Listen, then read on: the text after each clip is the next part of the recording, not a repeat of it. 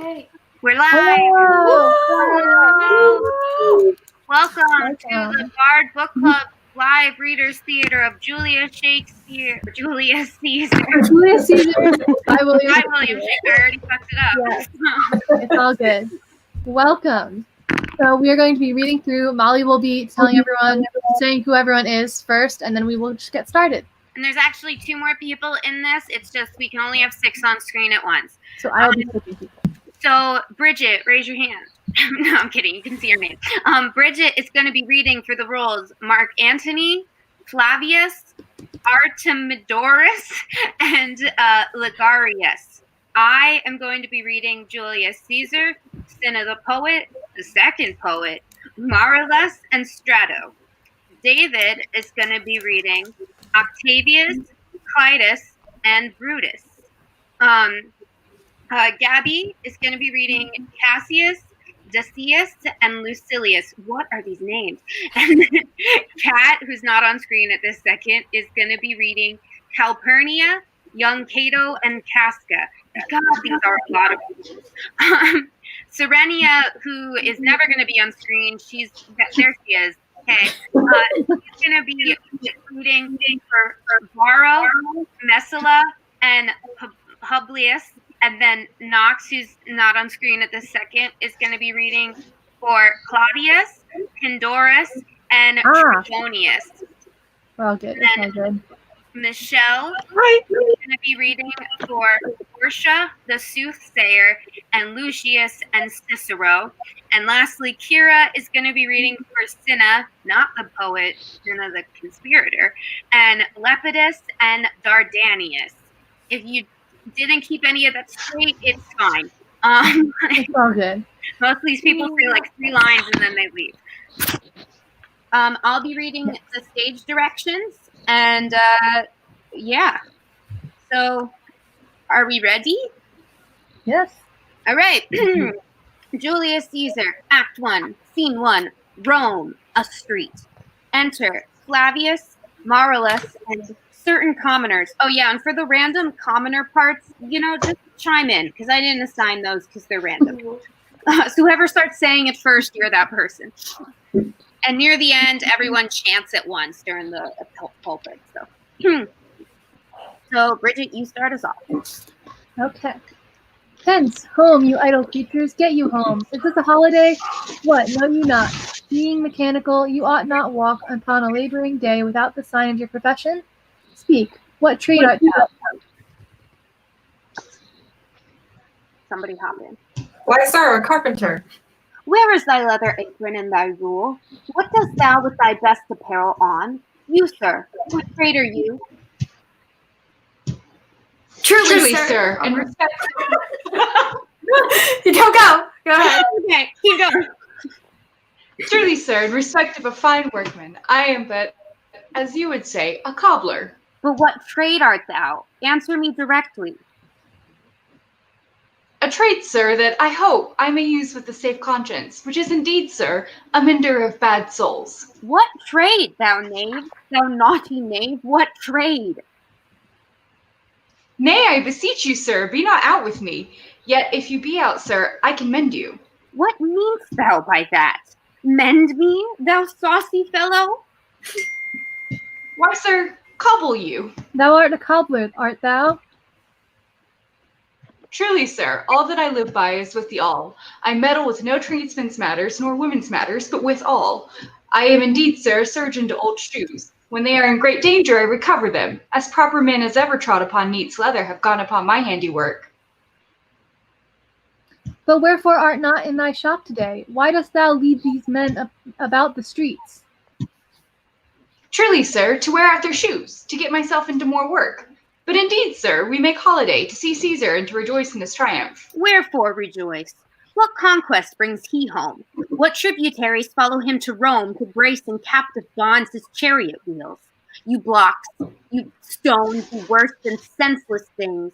Oh, you hard hearts, you cruel men of Rome, knew you not Pompey?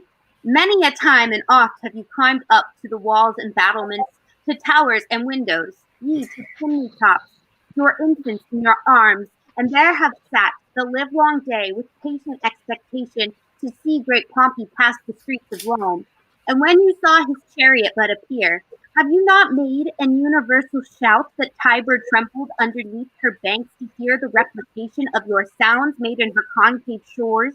And do you now put on your best attire? And do you now call out a holiday? And do you now strew flowers in his way that comes in triumph over Pompey's blood? Be gone, run to your houses, fall upon your knees, pray to the gods to intermit the plague that needs much light on this ingratitude. Go, go, good countrymen, and for this fault assemble all the poor men of your sort. Draw them to Tiber banks, and weep your tears into the channel, till the lowest stream do kiss the most exalted shores of all. Exaunt all the commoners. See where their basest metal be not moved. They vanish tongue-tied in their guiltiness. Go you down the way towards the Capitol. This way will I disrobe the images if you do find them decked with ceremonies. May we do so? You know it is the feast of Lupercal. It is no matter. Let no images be hung with Caesar's trophies. All about and drive away the vulgar from the streets. So do you, too, where you perceive them thick. These growing feathers plucked from Caesar's wing will make him fly in ordinary pitch. Who else would soar above the view of men and keep us all in servile fearfulness? Exit. Scene 2, a public place. Flourish. Enter Caesar, Antony for the course, Calpurnia, Portia, Decius, Cicero, Brutus, Cassius, and Casca, a great crowd following among them, a soothsayer. Calpurnia. Peace, ho. Caesar speaks. Music ceases. Calpurnia. Here, my lord. Stand you directly in Antonius's way when he doth run his course? Antonius. Caesar, my lord. Forget not in your speed, Antonius, to touch Calpurnia, for our elders say the baron touched in this holy chase shake off their sterile course. I shall remember. When Caesar says, do this, it is performed. Set on, and leave no ceremony out. Flourish. Caesar! Ha! Who calls? Bid every noise be still. Peace yet again. Who is it in the press that calls on me? I hear a tongue shriller than all the music cry, Caesar, speak, Caesar is turned to hear. Beware the Ides of March! What man is that?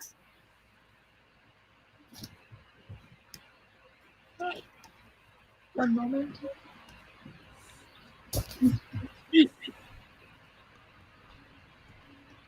Go for it. I just Go. had.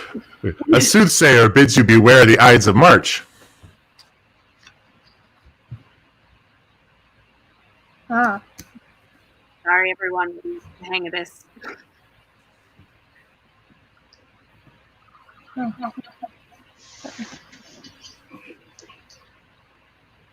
Go ahead, Kat. Okay, is there No, but a you line before me? Caesar. Oh, sorry, that's my part. Yeah, and then I'm after you. I'm Okay, sorry, you're I'm good. into it. No, you're good. There's so many C names in this. Yeah. Let him before me. Let me see his face. Okay. Fellow, come from the throng. All right.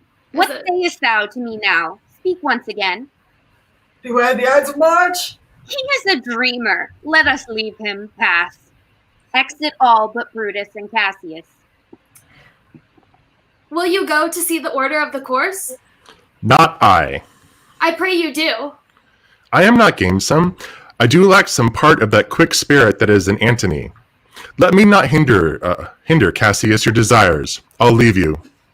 Brutus, I do observe you now of late. I have not from your eyes that gentleness and show of love as I was wont to have. You bear too stubborn and too strange a hand over your friend that loves you. Cassius, be not deceived. If I have veiled my look, I turn the trouble of my countenance merely upon myself. Vexed I am, of late, with passions of some difference, conceptions only proper to myself, which give some soil, perhaps, to my behaviors. But let not therefore my good friends be grieved, among which number Cassius, be you one.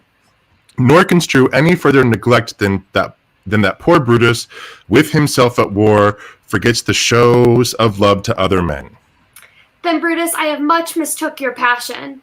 Buried by means whereof this breast of mine hath thoughts of great value, worthy cogitations. Tell me, good Brutus, can you see your face? No, Cassius, for the eye sees not itself, but by reflection from some other thing. 'Tis just, and it is very much lamented, Brutus, that you have no such mirrors as will turn your hidden worthiness into your eye, that you might see your shadow. I have heard, where many of best respect in Rome, except immortal Caesar, speaking of Brutus, and groaning underneath this age's yoke, have wished that noble Brutus had his eyes. Into what dangers would you lead me, Cassius, that you would have me seek into myself for that which is not in me? Therefore, good Brutus, be prepared to hear, and since you know you cannot see yourself so well as by reflection, I, your glass, will modestly discover to yourself that of yourself which you yet know not of, and be not jealous on me, gentle Brutus, were I a common laughter, or did use to stale with ordinary oaths my love to every new protester. If you know that I do fawn on men and hug them hard, and after scandal them, or if you know that I profess myself in banqueting to all the rout, then hold me dangerous. Flourish and shout. What means this shouting? I do fear the people choose Caesar for their king. Aye, do you fear it? Then must I think you would not have it so. I would not, Cassius, yet I love him well. But wherefore do you hold me here so long? What is it you wanted to impart to me? If it ought be towards the general good, set honor in one eye and death in the other, and I will look upon both indifferently. For let the gods so speed me as I love the name of honor more than I fear death. I know that virtue to be in you, Brutus, as well as I do know your outward favor. Well, honor is the subject of my story. I cannot tell what you and other men think of this life, but for my single self, I had as lief not be as live to be in awe of such a thing as I myself. I was born free as Caesar. So were you. We both have fed as well, and we can both endure the winter's cold as well as he.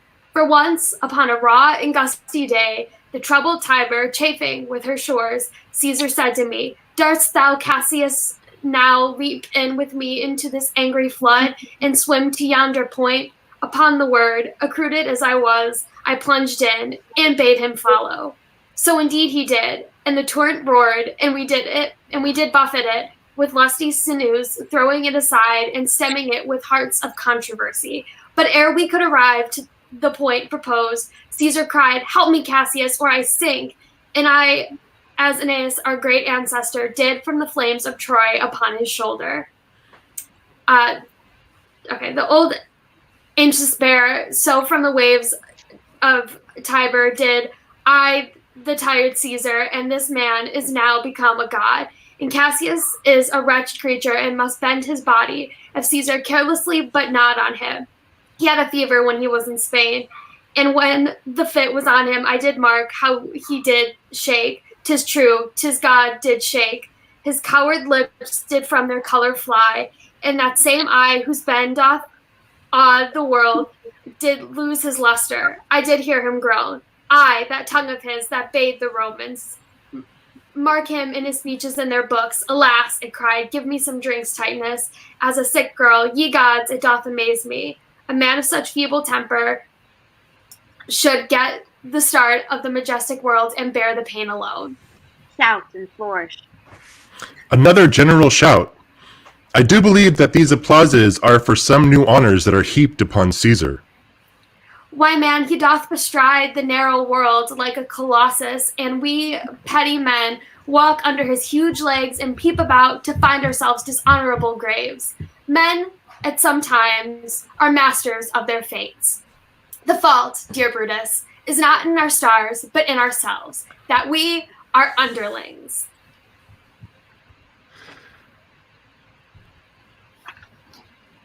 Keep going. Is that me? Yeah, it's still you. Oh, we are underlings. Okay, I was reading that as third part. Okay, sorry. Brutus and Caesar, what should be in that Caesar? Why should that name be sounded more than yours? Write them together. Yours is a fair a name. Sound them, it doth become the mouth as well. Weigh them, it is as heavy. Conjure with them. Brutus will start as soon as Caesar. Now in the names of all gods at once, upon what meath doth this our Caesar feed, that he is grown so great? Age thou art sham. Rome thou had lost the breed of noble bloods, when went there by age since the great flood. But when it was fammed with more than with one man, when could they say till now the talk of Rome, that her wide walls encompass but one man? Now it is Rome indeed in room enough, when there is in it but only one man. Oh, you and I have heard our fathers say there was a Brutus once that would have brooked the eternal devil to keep his state in Rome as easily as a king. That you do love me, I am nothing jealous. What would you work me to? I have some aim. How have I thought of this, and of these times I shall count hereafter. For this present I would not, so with love I might entreat you, be any further moved. What you have said I will consider. What you have to say I will with patience hear, and find a time both meet to hear and answer such high things. Till then, my noble friend, chew upon this. Brutus had rather be a villager than repute himself a son of Rome under these hard conditions at this time is to lay upon us. I am glad that my weak words have struck, but thus much shows of fire from Brutus. The games are done, and Caesar is returning. As they pass by, pluck Cassa by the sleeve, and he will, after his shower fashion, tell you what he hath proceeded worthy note today. Re-enter Caesar and his train. I will do so.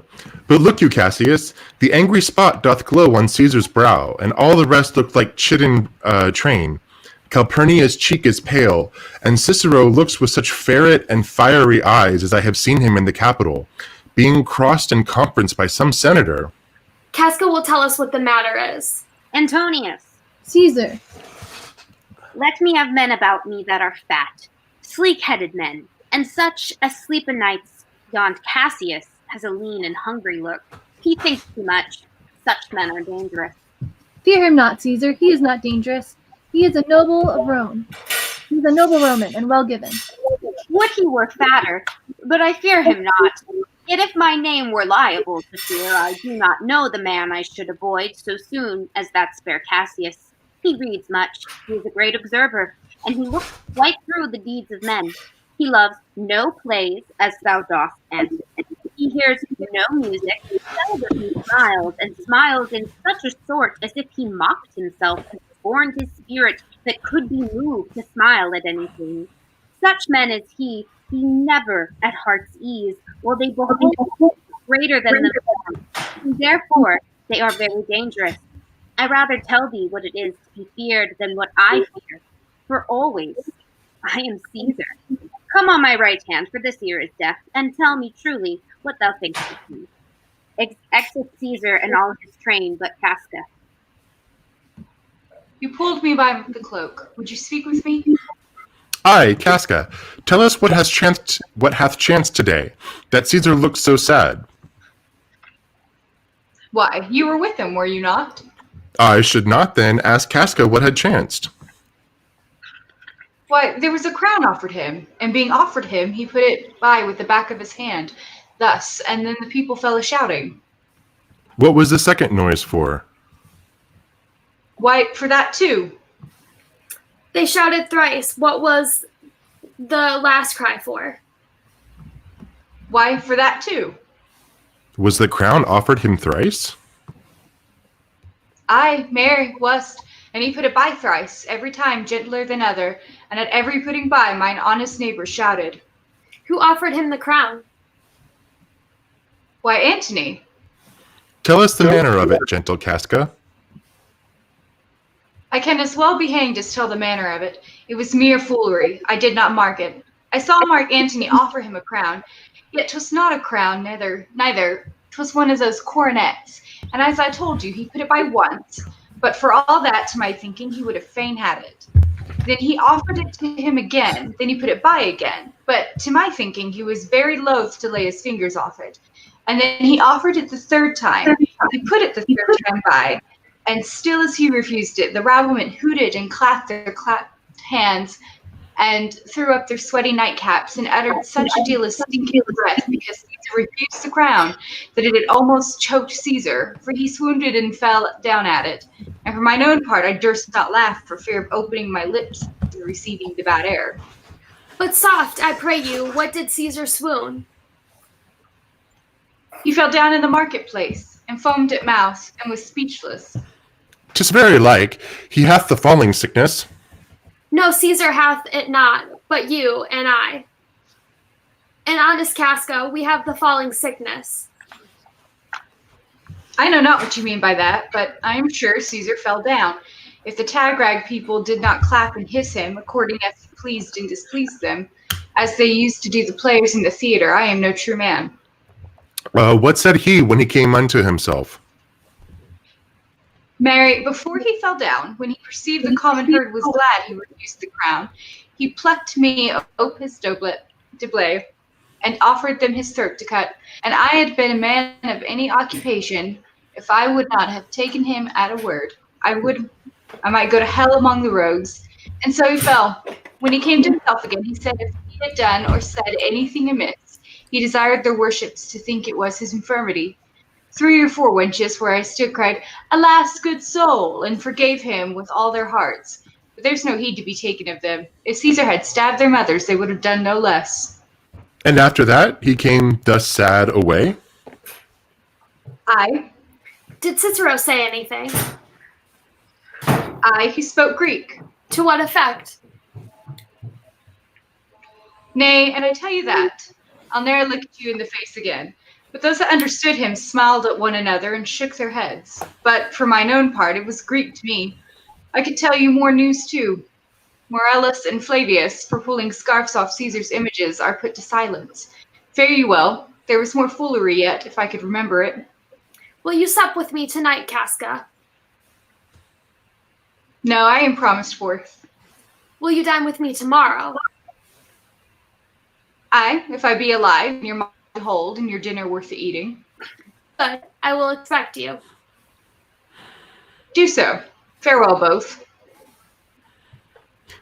What a blunt fellow this grown to be. He is quick mettle when he went to school. So he is now, in execution of any bold or noble enterprise. However, he puts on this tardy form. This rudeness is a sauce to his good wit, which gives men stomach to digest his words, with better appetite. And so it is. For this time I will leave you. Tomorrow, if you please to speak with me, I will come home to you, or if you will, come home to me and I will wait for you. Exit Brutus. I will do so till then, think of the world. Well, Brutus, thou art noble, yet I see thy honorable metal may be wrought, from that it is disposed. Therefore, it is meet that noble minds keep ever with their likes. For who so firm that cannot be seduced? Caesar doth bear me hard, but he loves Brutus. If I were Brutus now, and he were Cassius, he should not humor me. I will this night in several hands in at his windows throw, as if they came from several citizens, writing all tending to the great opinion that Rome holds of his name, wherein obscurely Caesar's ambitions shall be glanced at. And after this, let Caesar seat him sure, for we will shake him, or worse days endure.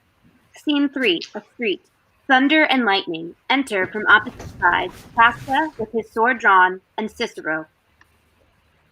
Good evening, Casca. Brought you Caesar home? Why are you breathless, and why stare you so? Are you not moved when all the sway of earth shakes like a thing infirm? O Cicero, I have seen tempests when the scolding winds have rived the knotty oaks, and I have seen the ambitious ocean swell and rage and foam to be exalted with the threatening clouds. But never till tonight, never till now did I go through a tempest dropping fire.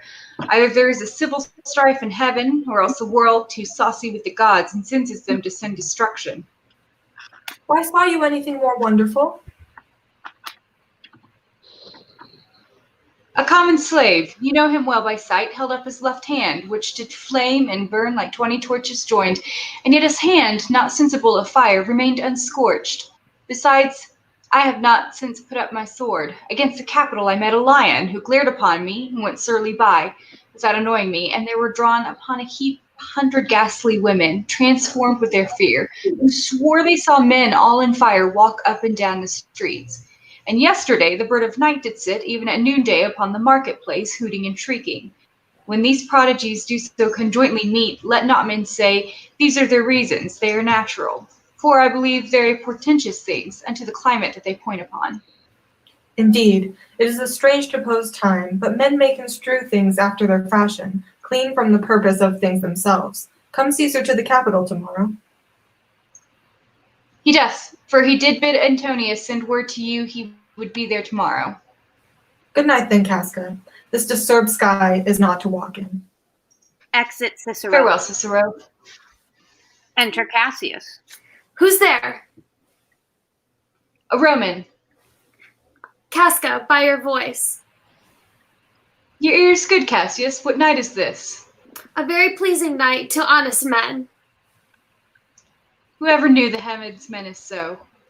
Those that have known the earth so full of faults. For my part, I have walked about the streets, submitting me unto the perilous night, and thus embraced Casca, as you see, have barred my bosom to the thunderstone. And when the cross-blue lightning seemed to open the breast of heaven, I did present myself, even in the aim and very flash of it. But wherefore did you so much tempt the heavens? It is the part of men to fear and tremble, when the most mighty gods by token send such dreadful heralds to astonish us. You are dull, Casca, and those sparks of life that should be in a Roman you do want, or else you use not. You look pale and gaze and put on fear and cast yourself in wonder to see the strange impatience of the heavens. But if you would consider the true cause, why all these fires, why all these gilding ghosts, why birds and beasts from quality and kind, why old men fools and children calculate, why all these things change from their ordinance, their natures and preformed faculties, to monstrous quality, why you shall find that heaven hath infused them with these spirits, to make them instruments of fear and warning unto some monstrous state. Now could I, Casca, name to thee a man most like this dreadful night, that thunder lightens, opens graves, and roars, as doth the lion in the Capitol, a man no mightier than thyself or me in personal action, yet prodigious grown and fearful, as these strange eruptions are. To Caesar that you mean, is it not, Cassius? Let it be who it is. For Romans now have thews and limbs like to their ancestors. But woe the while our fathers' minds are dead, and we are governed with our mother's spirits. Our yoke and suffering show us womanish. Indeed, they say the senators tomorrow mean to establish Caesar as a king, and he shall wear his crown by sea and land, in every place save here in Italy. I know where I will wear this dagger then. Cassius from bondage will deliver Cassius. Therein, ye gods, you make the weak most strong. Therein, ye gods, you tyrants do defeat, nor stony tower, nor walls of beaten brass, nor airless dungeon, nor strong links of iron can be retentive to the strength of spirit. But life, being weary of these worldly bars, never lack power to dismiss itself. If I know this, know all the world besides, that part of tyranny I do bear, I can shake off at pleasure. Thunder still. So can I. So every bondman in his own hand bears the power to cancel his captivity. And why should Caesar be a tyrant then? Poor man, I know he would not be a wolf, but that he sees the Romans are but sheep. He were no lion, were not Romans hinds. Those that with haste will make a mighty fire, begin it with weak straws. What trash is Rome, what a rubbish, and what offal when it serves for the base matter to illuminate. So vile a thing as Caesar. But oh grief, where hast thou led me? Perhaps seek this before a willing bondman. Then I know my answer must be made. I am armed, and danger are to me indifferent. You speak to Casca. To such a man, that is no fleering telltale. Hold my hand, be factious for redress of all these griefs, and I will set this foot of mine as far as who goes farthest. There's a bargain made. Now you know, Casca, I have moved already some certain of noblest minded Romans to undergo with me an enterprise. of honorable dangerous consequence. And I do know by this they say for me, in Pompey's porch, for now, this fearful night, there is no stir or walking in the streets, and the complexion of the element in favor, like the work we have in hand, most bloody, fiery, and most terrible. Enter Cinna. Stand close a while, for here comes one in haste. 'Tis Cinna. I do know him by his gait. He is a friend. Cinna, where haste you so?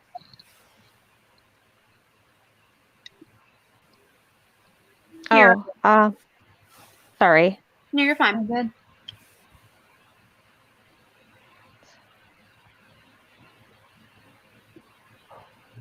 I did not realize it was me. That's okay. It's all good.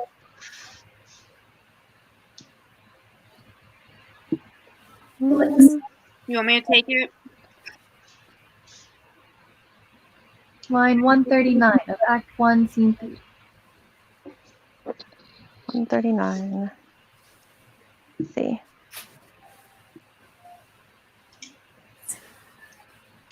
Act 1, Scene 3. Mm-hmm. Starts with to find out you.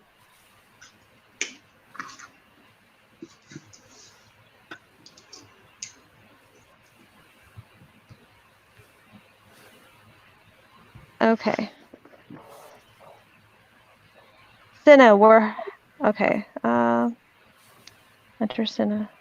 To find out you, who that Metellus Cimber? No, it is Casca, one incorporate to our attempts. Am I not stayed for, Cinna? I am glad, aunt. What a fearful night it is. There 2 or 3 of us have seen strange sights. Am I not stayed for? Tell me. Yes, you are. O Cassius, if you could, but win the noble Brutus to our party? Be you content, good Cinna. Take this paper, and look you lay it on the praetor's chair, where Brutus may but find it, and throw this in at his window. Set this up with wax upon old Brutus's statue. All this done, repair to Pompey's porch, where you shall find us. Is Decius Brutus and Trebonius there?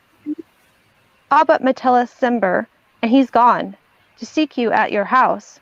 Well, I will hie, and so bestow those papers as you bade me. Exit Cinna. That done, repair to Pompey's theater.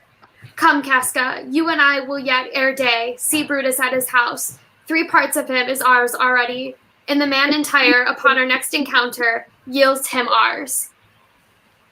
Oh, he sits high in all the people's hearts, and that which would appear offense in us, his countenance like richest alchemy will change to virtue and to worthiness. Him and his worth are great need of him. You have right well conceded. Let us go, for it is after midnight, and ere day we will awake him and be sure of him. Exit. Act 2, Scene 1, Rome, Brutus's orchard. Enter Brutus. What, Lucius Ho? I can't by progress of the stars guess how near today. Lucius, I say, would it were the fault my fault to sleep so soundly. When, Lucius, when? Awake, I say. What, Lucius? Enter I Lucius. called you, my lord. Get me a taper in my study, Lucius. When it is lighted, come here and call me here. My lord. It must be by his death, and for my part, I know no personal cause to spurn at him, but for the general. He would be crowned. How that might change his nature, there's the question. It is a bright day that brings forth the adder, and craves wary walking. Crown him? That? And then I grant we put a sting in him. That at his will he may do danger with. The abuse of greatness is, when it disjoins remorse from power, and to speak truth of Caesar, I have not known when his affections swayed more than his reason. But 'tis a common proof, that lowliness is young ambition's ladder, whereto the climber upward turns his face, and when he once attains the utmost round, he then unto the ladder turns his back, looks in the clouds, scorning the base degrees by which he did descend, so Caesar may. Then, lest he may, prevent. And since the quarrel will bear no color for the thing he is, fashion it thus. That is what he is, augmented. would run to these and these extremities, and therefore think him a serpent's egg, which hatched would, as his kind, grow mischievous, and kill him in the shell. Re-enter Lucius. The taper burneth in your closet, sir. Searching the window for a flint, I found this paper, thus sealed up, and I am sure it did not lie there, but when I went to bed. Gives him the letter. Get you to bed again. It is not day. It is not tomorrow, boy. Is not tomorrow, boy, the Ides of March? I know not, sir. Look in the calendar and bring me word. I will, sir. Exits. The exhalations whizzing in the air give so much light that I may read by them. Opens the letter and reads. Brutus, thou sleep. Awake and see thyself. Shall Rome, etc. Speak, write, and redress. Brutus, thou sleep, awake. Such instigations have often dropped where I had took them up. Shall Rome, etc. Thus I piece it out. Shall Rome stand under one man's awe? What? Rome? My ancestors did from the streets of Rome the Tarquin drive when he was called a king. Speak, strike, redress. Am I entreated to speak and strike? O Rome, I make thee promise. If redress will follow, thou receivest the full hand, thy full petition at the hand of Brutus. Re-enter Lucius. Sir, March has wasted 14 days. Knocking Just good. No, just good. Go to the gate. Somebody knocks. Exit Lucius. Since Cassius first did wet me against Caesar, I have not slept. Between the acting of the dreadful thing and the first mention, all the interim is like a phantasma or a hideous dream. The genius and mortal instruments are then in council, and the state of man, like to a little kingdom, suffers then the nature of an insurrection. Re-enter Lucius. Sir, 'tis your brother Cassius at the door, who doth desire to speak to you. Is he alone? No, sir, there are more with him. Do you know them? No, sir, their hats are plucked about their ears, and half their faces buried in their cloaks. That by no means I may discover them by any mark of favor. Let them enter. Exit Lucius. They are the faction. O conspiracy, shamest thou to show thy dangerous brow by night when evils are most free? O then by day where wilt thou find a cavern dark enough to mask thy monstrous visage? Seek none, conspiracy, hide it in smiles and affability, for if thou put thy native semblance on, not Erebus itself were dim enough to hide thee from prevention. Enter the conspirators. Cassius, Casca, Decius, Cinna, Metellus, Cimber, and Trebonius. I think we are too bold upon your rest. Good morrow, Brutus. Do we trouble you? I have been up this hour, awake all night. Know I these men that come along with you? Yes, every man of them, and no man here, but honors you, and every one doth wish you had but that opinion of yourself, which every noble Roman bears of you. This is Trebonius. He is welcome hither. This Decius Brutus. He is welcome too. This Casca, this Cinna, and this Metellus Cimber. They are all welcome. What watchful cares do interpose themselves between your eyes and night? Shall I entreat a sword? Here lies the east. Doth not the day break here? No. Oh, pardon, sir.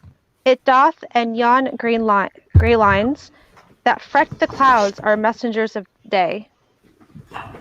You shall confess that you are both deceived.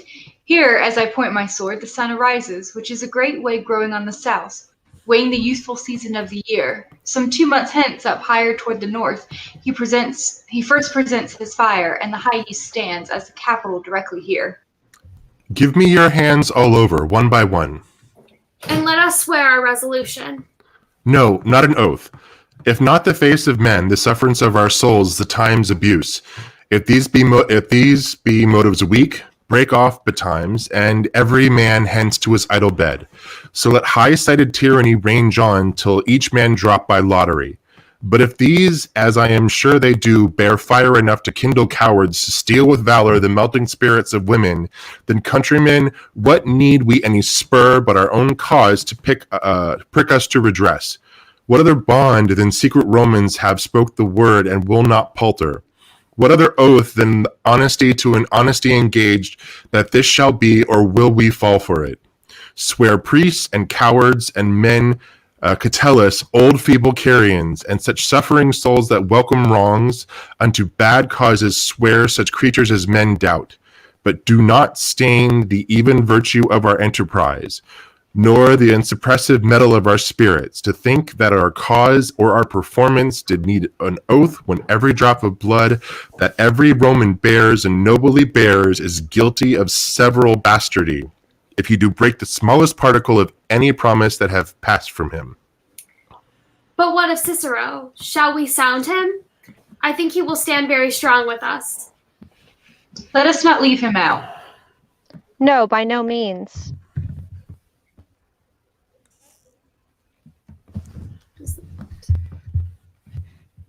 To commend our deeds. It shall be said his judgment ruled our hands. Our youth and wildness shall no whit appear, but all be buried in his gravity. Oh, name him not. Let us not break with him, for he will never follow anything that other men begin. Then leave him out.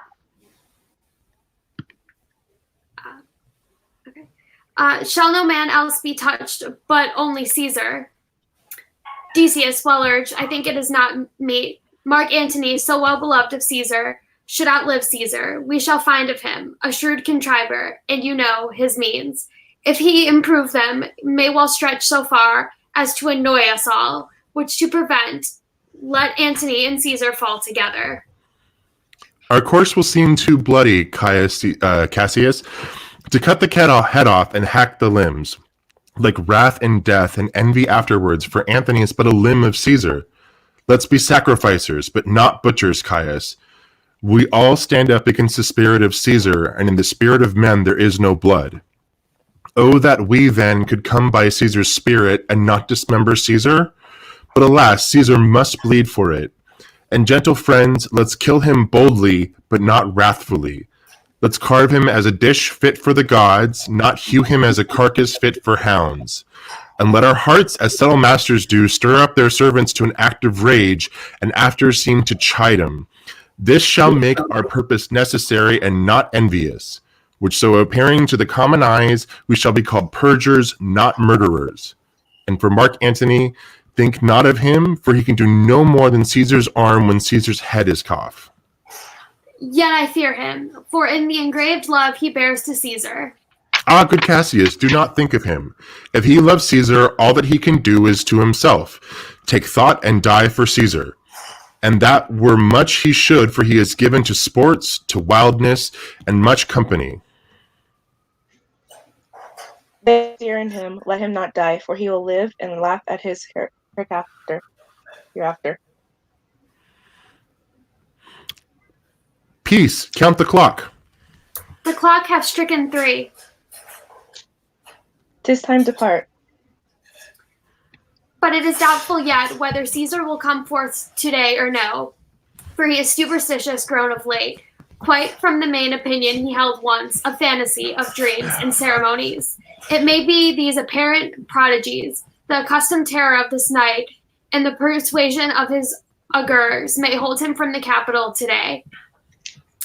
Never fear that. If he be so resolved, I can o'ersway him, for he loves to hear that unicorns may be betrayed with trees, and bears with glasses, elephants with holes, lions with toils, and men with flatters. But when I tell him he hates flatterers, he says he does. Being then most flattered, let me work, for I can give his humor the true bent, and I will bring him to the capital. Nay, we will all of us be there to fetch him. By the 8th hour, is that the utmost? Be that the uttermost, and fall not then. Caius Ligarius doth bear Caesar hard, who rated him for speaking well of Pompey. I wonder none of you have thought of him. Now, good Metellus, go along by him. He loves me well, and I have given him reasons. Send him but hither, and I'll fashion him. When comes upon, we'll leave you, Brutus. And friends, disperse yourselves, but all remember what you have said and show yourselves true Romans. Good gentlemen, look fresh and merrily. Let not our looks put upon our purposes, but bear it as our Roman actors do, with untired spirits and formal constancy. And so, good morrow to you every one. Exit all but Brutus. Boy, Lucius, fast asleep? It is no matter. Enjoy the honeydew slumber, or the honeydew of slumber. Thou hast no figures, nor no fantasies, which busy care draws in the brains of men. Therefore thou sleep so sound. Enter Portia. Brutus, my lord. Portia, what mean you? Wherefore you rise now? Is it not for your health to thus to commit your weak condition to the raw cold morning? Not for yours either. You've ungently, Brutus.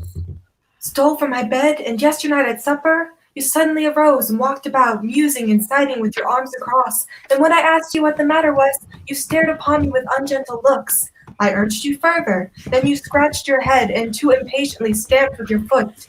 Yet I insisted, yet you'd answered not, but with an angry wafture of your hand, gave sign for me to leave you. So I did, fearing to strengthen that impatience, which seems too much enkindled, and withal, hoping it was but an effect of humor, which sometime hath his hour of every man.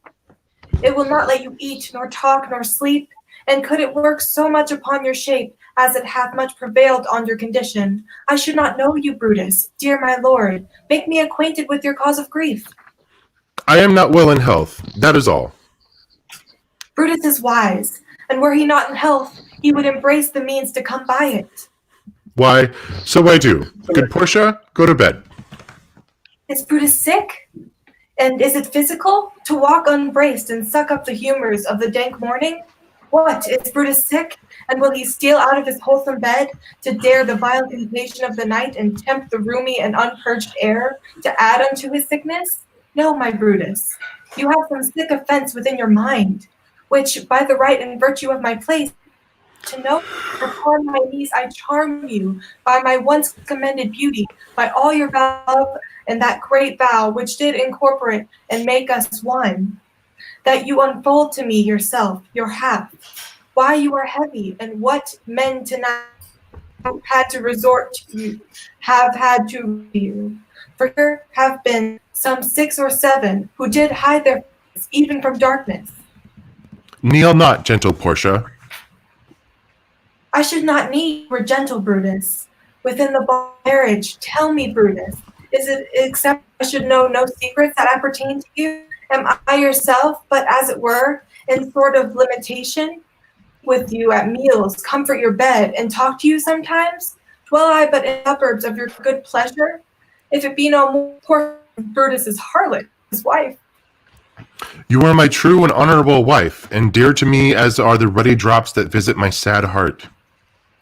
If it were true, then should I know this secret. I am a woman, but withal a woman that Lord Brutus took to wife. I grant I am a woman, withal a woman reputed, Cato's daughter.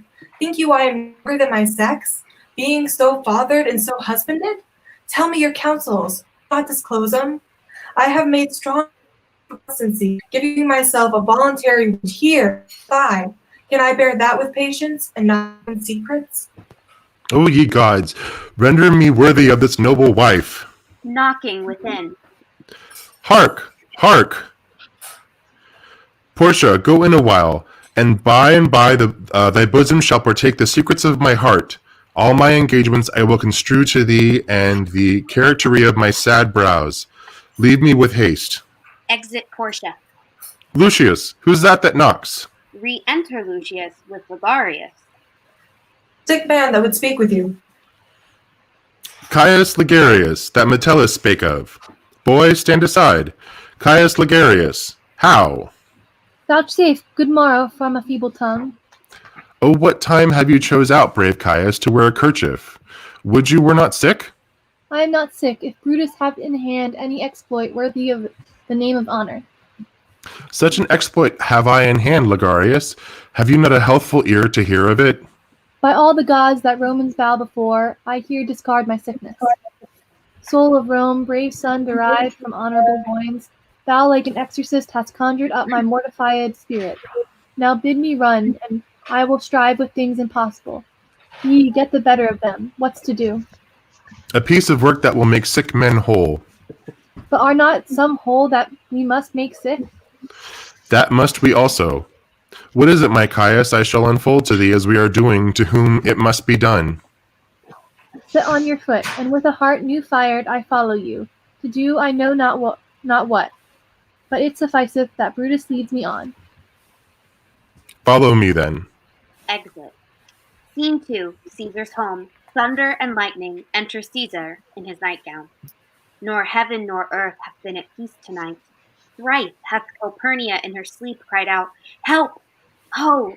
They murder Caesar. Who's within? Enter a servant. My lord, Go bid the priest do present sacrifice, and bring me their opinions of success. I will, my lord. Enter Calpurnia. What mean you, Caesar? Think you to walk forth? You shall not stir out of your house today. Caesar shall forth. The things that threatened me never looked but on my back. When they shall see the face of Caesar, they are vanished. Caesar, I never stood on ceremonies, yet now they fright me. There is one within, besides the things that we have heard and seen, recounts most horrid sights seen by the watch. A lioness hath whelped in the street, and graves have yawned and yielded up their dead. Fierce fiery warriors fought upon the clouds in ranks and squadrons in right form of war, which drizzled blood upon the Capitol. The noise of battle hurtled in the air, horses did neigh and dying men did groan, and ghosts did shriek and squeal about the streets. O Caesar, these things are beyond all use, and I do fear them. What can be avoided whose end is purposed by the mighty gods? Yet Caesar shall go forth, for these predictions are to the world in general as to Caesar. When beggars die, there are no comets seen. The heavens themselves blaze forth the death of princes. Cowards die many times before their deaths. The valiant never taste of death but once. Of all the wonders that I yet have heard, it seems to me most strange that men should fear, seeing that death, a necessary end, will come when it will come. Re-enter a servant. What say the augurers? They would not have you to stir forth today. Plucking the entrails of an offering forth, they could not find a heart within the beast. The gods do this in shame of cowardice. Caesar should be a beast without a heart if he should stay at home today for fear. No, Caesar shall not. Danger knows full well that Caesar is more dangerous than he. We are two lions littered in one day, and I, the elder and more terrible, and Caesar shall go forth. Alas, my lord, your wisdom is consumed in confidence, worth the fear that keeps you in the house and not your own. We'll send Mark Antony to the Senate house, and he shall see that you are not well today. Let me upon my knee prevail in this. Mark Antony shall say I am not well, and for thy humor I will stay at home. Enter Decius. Here's Decius Brutus. He shall tell them so. Caesar, all hail. Good morrow, worthy Caesar. I come to fetch you to the Senate house. And you are come in a very happy time to bear my greeting to the senators, and tell them that I will not come today. Cannot is false, and that I dare not, falser. I will not come today. Tell them so, Decius. Say he is sick. Shall Caesar send a lie? Have I in conquest stretched mine arms so far to be afraid to tell great beards the truth? Decius, go tell them Caesar will not come. Most mighty Caesar, let me know some cause, lest I be laughed at when I tell them so. The cause is in my will. I will not come. That is enough to satisfy the Senate. But for your private satisfaction, because I love you, I will let you know. Calpurnia here, my wife, stays me at home. She dreamt tonight she saw my statue, which like a fountain with 100 spouts did run pure blood, and many lusty Romans came smiling and did bathe their hands in it, and these doughs she applied for warning and portent, and evils imminent, and on her knee hath begged that I will stay at home today. This dream is all misinterpreted. It was a vision fair and fortunate, your statue spouting blood in many pipes, in which so many smiling Romans bathed, signifies that from you great Rome shall suck reviving blood, and the great men shall press for tinctures, stains, relics, and cognizance. This, by Calpurnia's dream, is signified. And this way have you well expounded it. I have when you have heard what I can say. And know it now, the Senate have concluded to give this day a crown to mighty Caesar. If you shall send them word you will not come, their minds may change. Besides, it were a mock apt to be rendered for some one to say, break up the Senate till another time, when Caesar's wife shall meet with better dreams. If Caesar hide himself, shall they not disappear? Lo, Caesar is afraid. Pardon me, Caesar, for my dear, dear love. To your proceeding bids me tell you this, and reason to my love is liable. How foolish do your fears seem now, Calpurnia. I am ashamed I did yield to them. Give me my robe, for I will go. Enter Publius, Brutus, Ligarius, Metellus, Casca, Trebonius, and Cinna. And look where Publius has come to fetch me. Good morrow, Caesar. Welcome, Publius. What, Brutus, are you stirred so early too? Good morrow, Casca. Caius, Ligarius. Caesar was never so much your enemy as that same ague which hath made you lean. What is 2 o'clock? Oh, hold on. Sorry. It's okay.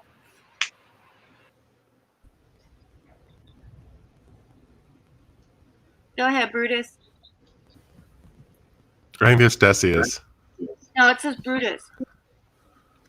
Is it? Caesar is struck. I Sorry. thank you for your pains and courtesy. Enter Antony. See, Antony, that revels long a night is notwithstanding up. Good morrow, Antony. So to most noble Caesar. Bid them prepare within. I am to blame to be thus waited for. Now, Cinna, now Metellus, let Trebonius. I have an hour's talk in store for you. Remember that you call on me today. Be near me, that I may remember you. Caesar, I will. And so near will I be, that your best friends shall wish I had been further. Good friends, go in and taste some wine with me, and we, like friends, will straightway go together. Aside.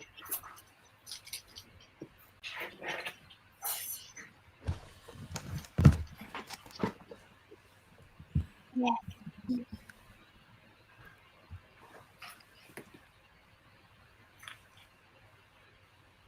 Brutus.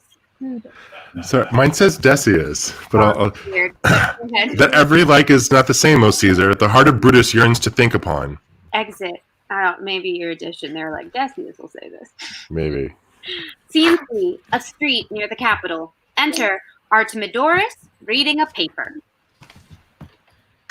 Caesar, beware of Brutus. Take heed of Cassius. Come not near Casca. Have an eye to Cinna.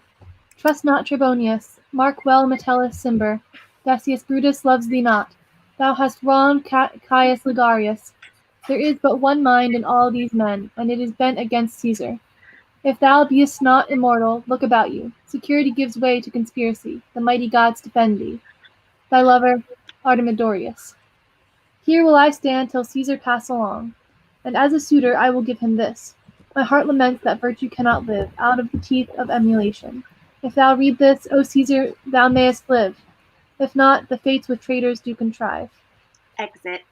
Scene 4, another part of the same street before the house of Brutus. Enter Portia and Lucius.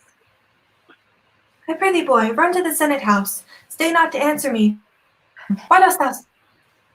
To know my errand, madam. I would have had here, and here again, ere I tell thee what thou shouldest do there. O constancy, be strong upon my side. Set a huge mountain to heart and tongue. I have a mind but a woman's might. How hard is it for women to keep counsel? Here yet? Madam, what should I do? The capital and nothing else? And so return to you and nothing else? Yes, bring word, boy. Lord, look sickly and take good note. What Caesar doth to him. Hark, boy, what noise is that? I hear none. Prithee, listen well. I heard a bustling rumor, like a fray, and the wind brings it from the capital. Sooth, madam, I hear nothing. Enter the soothsayer. Fair fellow, which way has been? My own house, good lady. What is it o'clock? 9th hour late. Is Caesar gone to the capital? Madam, not yet. I go to take and pass on the capital. Thou hast suit to Caesar, hast thou not? have, lady. If it will please Caesar so good as to hear me, I shall beseech him to befriend himself.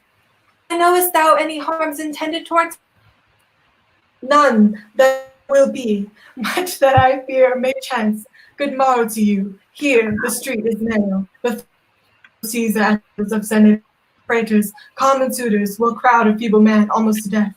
I'll get me to a place more void, and there speak to great Caesar as he comes along. Exit. I must go in, ay me, how weak a thing the heart of a woman is. O Brutus, the heavens speed thee in thine enterprise. Sure, gird me, Brutus hath a suit that will not grant. Oh, I grow faint. Run, Lucius, and commend me to my lord. Say I am merry, come to me again, and bring me word what he doth say to thee. Exit severally. All right, everyone, it's about to get real. Act 3. Scene 1, Rome, before the Capitol, the Senate sitting above. Here we go, it's going down. A crowd of people, among them Artemidorus and the soothsayer, flourished. Enter Caesar, Brutus, Cassius, Casca, Decius, Metellus, Trebonius, Cinna, Antony, Lepetius, Populus, and Publius, and others. The Ides of March are come. Aye, Caesar, but not gone. Hail, Caesar. Read the schedule. Trebonius doth desire you to read, at your best leisure, this his humble suit. Oh, Caesar, read mine first, for mine's the suit. That touches Caesar nearer. Read it, great Caesar. What touches us ourselves shall be last served. Delay not, Caesar. Read it instantly. What? Is the fellow mad? Sirrah, give place. What urge you your petitions in the street? Come to the Capitol. Caesar goes up to the Senate house, the rest following. Did I not? Okay. I wish you enterprise today may thrive. What enterprise, Pompilius? Fare you well. Advances to Caesar. Who said Popilius Lena? He wished today our enterprise might thrive. I fear our purpose is discovered. Look how he makes to Caesar. Mark him. Casca, be sudden, for we fear prevention. Brutus, what shall be done? If this be known, Cassius or Caesar shall never turn back. For I will lay myself. Cassius, be constant. Popilius Lena speaks not of our purpose. For look, he smiles, and Caesar does not change. Trebonius knows his time. For look you, Brutus, he draws Mark Antony out of the way. Exit Antony and Trebonius. Where's Metellus Cimber? Let him go, and presently prefer his suit to Caesar. He is addressed. Press near and second him. Most high, most mighty, and most puissant Caesar, Metellus Cimber throws before thy seat a humble heart, kneeling. I must present thee, Cimber. These crouchings and these lowly courtesies might fire the blood of ordinary men, and turn preordinance and first degree into the law of children. Be not fond to think that Caesar bears such rebel blood that will be thawed from the true quality, with that which melteth fools, meaning sweet words, low-crooked courtesies, and base spaniel fawning. Thy brother, by decree, is banished. If thou dost bend and pray and fawn for him, I spurn thee like a cur out of my way. No, Caesar doth not wrong, nor without cause will he be satisfied. Is there no voice more worthy than my own to sound more sweetly in great Caesar's ear for the repealing of my banished brother? I kiss thy hand, but not in flattery, Caesar, desiring thee that Publius Cimber may have an immediate freedom of repeal. What, Brutus? Pardon, Caesar. Caesar, pardon. As low as to thy foot doth Cassius fall, to beg infringement for Publius Cimber. I could be well moved if I were as you. If I could pray to move, prayers would move me. But I am constant as the northern star, of whose true fixed and resting quality there is no fellow in the firmament. The skies are painted with unnumbered sparks. They are all fire, and every one doth shine. But there's but one, and all doth hold his place. So in the world, 'tis furnished well with men. Men are flesh and blood and apprehensive, yet in the number I do know but one, that unassailable holds on his rank, unshaked of motion, and that I am he. Let me a little show it, even in this, that I was constant. Cimber should be banished, and constant do remain to keep him so. O Caesar, Hence, wilt thou lift up Olympus? Great Caesar! Doth not Brutus bootless kneel?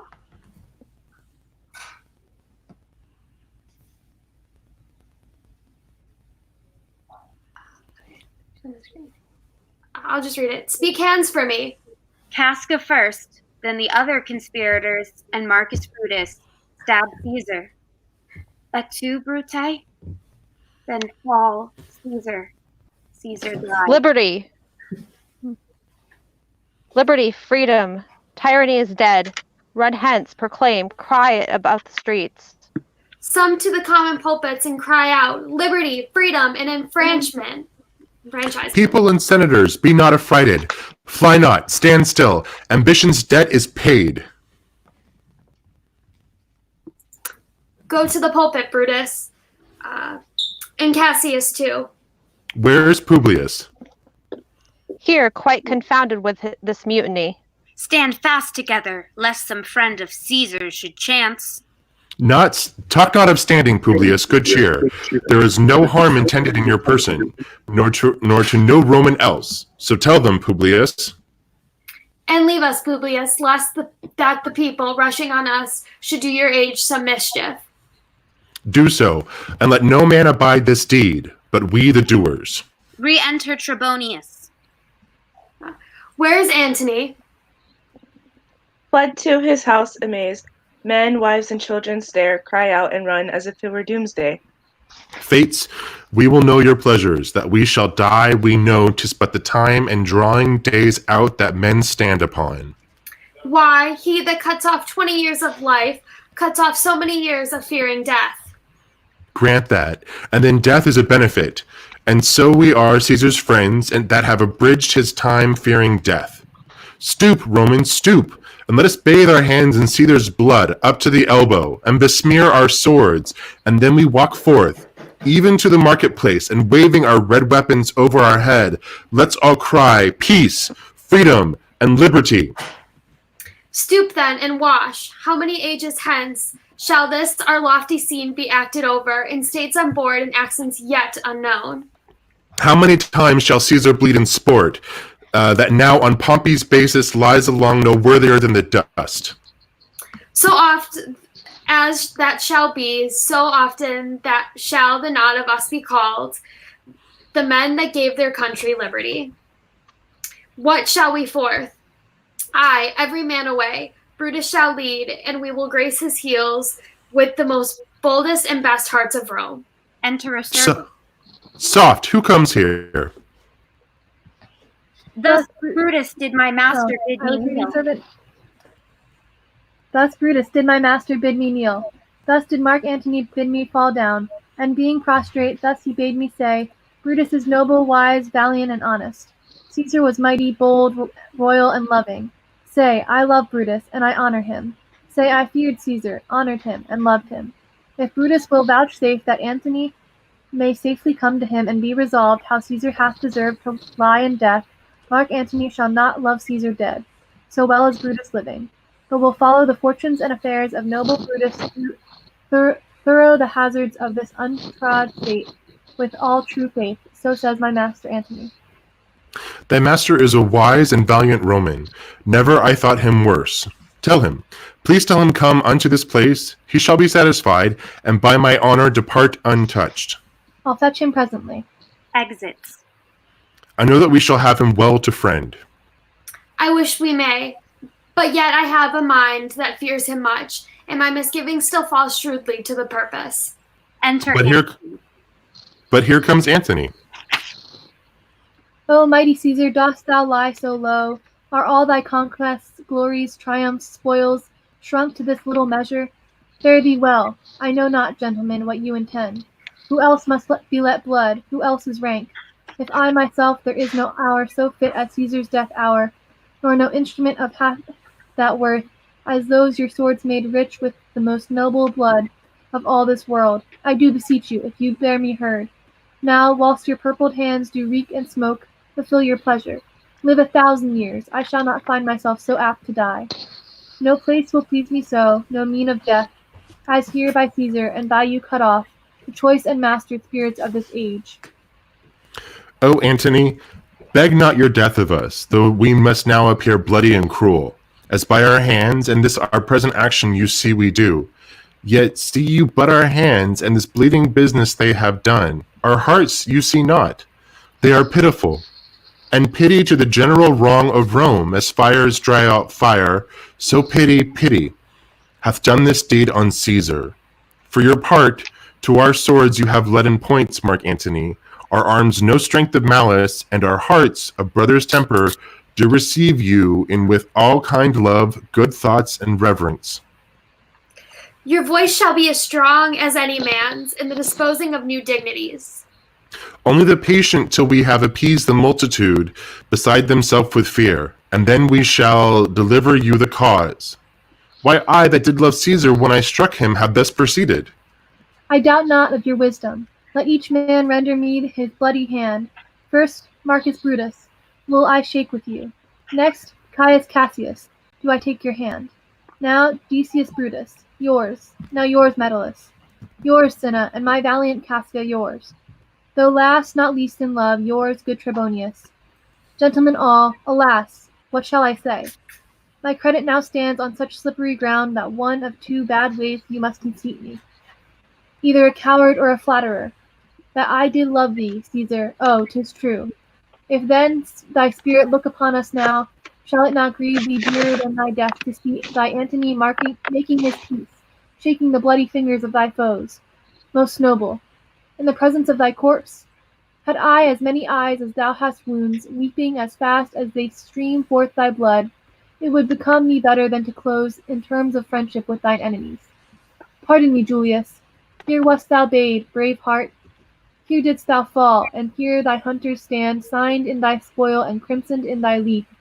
O world, thou wast the forest to this heart, and this indeed, O world, the heart of thee. How like a deer strucken by many princes dost thou lie there. Mark Antony. Pardon me, Caius Cassius, the enemies of Caesar shall say this. Then, in a friend, it is cold modesty. I blame you for not praising Caesar so. But what compact mean you to have with us? Will you be pricked in number of our friends? Or shall we on and not depend on you? Therefore I took your hands, but was indeed swayed from the point by looking down on Caesar. Friends am I with you all, and love you all. Upon this hope that you shall give me reasons why and wherein Caesar was dangerous. Or else were this savage spectacle a reason so full of good regard, that were you, Antony, the son of Caesar, you should be satisfied. That's all I seek, and am, moreover, suitor that I may produce his body in the marketplace, and in the pulpit, as becomes a friend, speak in the order of his funeral. You shall, Mark Antony. Brutus, a word with you. You know not what you do. Do not consent that Antony speak in his funeral. Know you how much the people may be moved by that which he will utter? By your pardon, I will myself into the pulpit first, and show the reason of our Caesar's death. What Antony shall speak, I will protest. He speaks by leave and by permission, and that we were contented Caesar shall have all true rights and lawful ceremonies. It shall advantage more than do us wrong. I know not what may fall, I like it not. Mark Antony, here, take you Caesar's body. You shall not in your funeral speech blame us, but speak all good you can devise of Caesar, and say you do it by our permission. Else shall you not have any hand at all about his funeral, and you shall speak in the same pulpit whereto I am going after my speech is ended. Be it so, I do desire no more. Prepare the body then, and follow us. Exit all but Antony. Oh, pardon me, thou bleeding piece of earth, that I am meek and gentle with these butchers. Thou art the ruins of the noblest man that ever lived in the tide of times. Woe to the hand that shed this costly blood. Over thy wounds now do I prophesy, which like dumb mouths do ope their ruby lips to beg the voice and utterance of my tongue. A curse shall light upon the limbs of men. Domestic fury and fierce civil strife shall cumber all the parts of Italy. Blood and destruction shall be so in use, and dreadful objects so familiar that mothers shall but smile when they behold their infants quartered with the hands of war. All pity choked with custom of fell deeds, and Caesar's spirit, ranging for revenge, with 8 by his side come hot from hell, shall in these confines, with a monarch's voice, cry havoc, and let slip the dogs of war, that this foul deed shall smell above the earth with carrion men groaning for burial. Enter a servant. You serve Octavius Caesar, do you not? I do, Mark Antony. Caesar did right for him to come to Rome. He did receive his letters and is coming, and bid me say to you by word of mouth, "Oh, Caesar!" Thy heart is big, get thee apart and weep passion, I see is catching. Mine eyes, seeing those beads of sorrow stand in thine, began to water. Is thy master coming? He lies tonight within 7 leagues of Rome. Post back with speed, and tell him what hath chanced. Here is a mourning Rome, a dangerous Rome. No Rome of safety for Octavius yet. Hie hence, and tell him so. Yet stay a while. Thou shalt not back till I have borne this corpse into the marketplace. There shall I try, in my oration, how these people take the cruel issue of these bloody men, according to the which thou shalt discourse to young Octavius of the state of things. Lend me your hand. I'll exit with Caesar's body. Okay, this next scene I'm going to assign the citizens because there's a bunch of random citizens and I don't want us stumbling. Okay, where it says all, everybody say stuff. And it doesn't have to be in unison because there's people shouting. Okay, first citizen. Gabby, be the first citizen. Second citizen. Knox, be the second citizen. Third citizen. Hero, be the third citizen. And fourth citizen, Michelle, be the fourth citizen. I think that's all the citizens. I hope. Okay, everyone ready? Scene 2, the forum. Enter Brutus. Oh, also here it says citizens. That's the same as all. So everyone get ready. We're opening the scene. Enter Brutus and Cassius and a throng of citizens. We will be satisfied. Let's be satisfied. Then follow me, and give me audience, friends. Cassius, go you into the other street and part the numbers. Those that will hear me speak, let them stay here. Those that will follow Cassius, go with him. And public reason shall be rendered of Caesar's death. I will hear Brutus speak.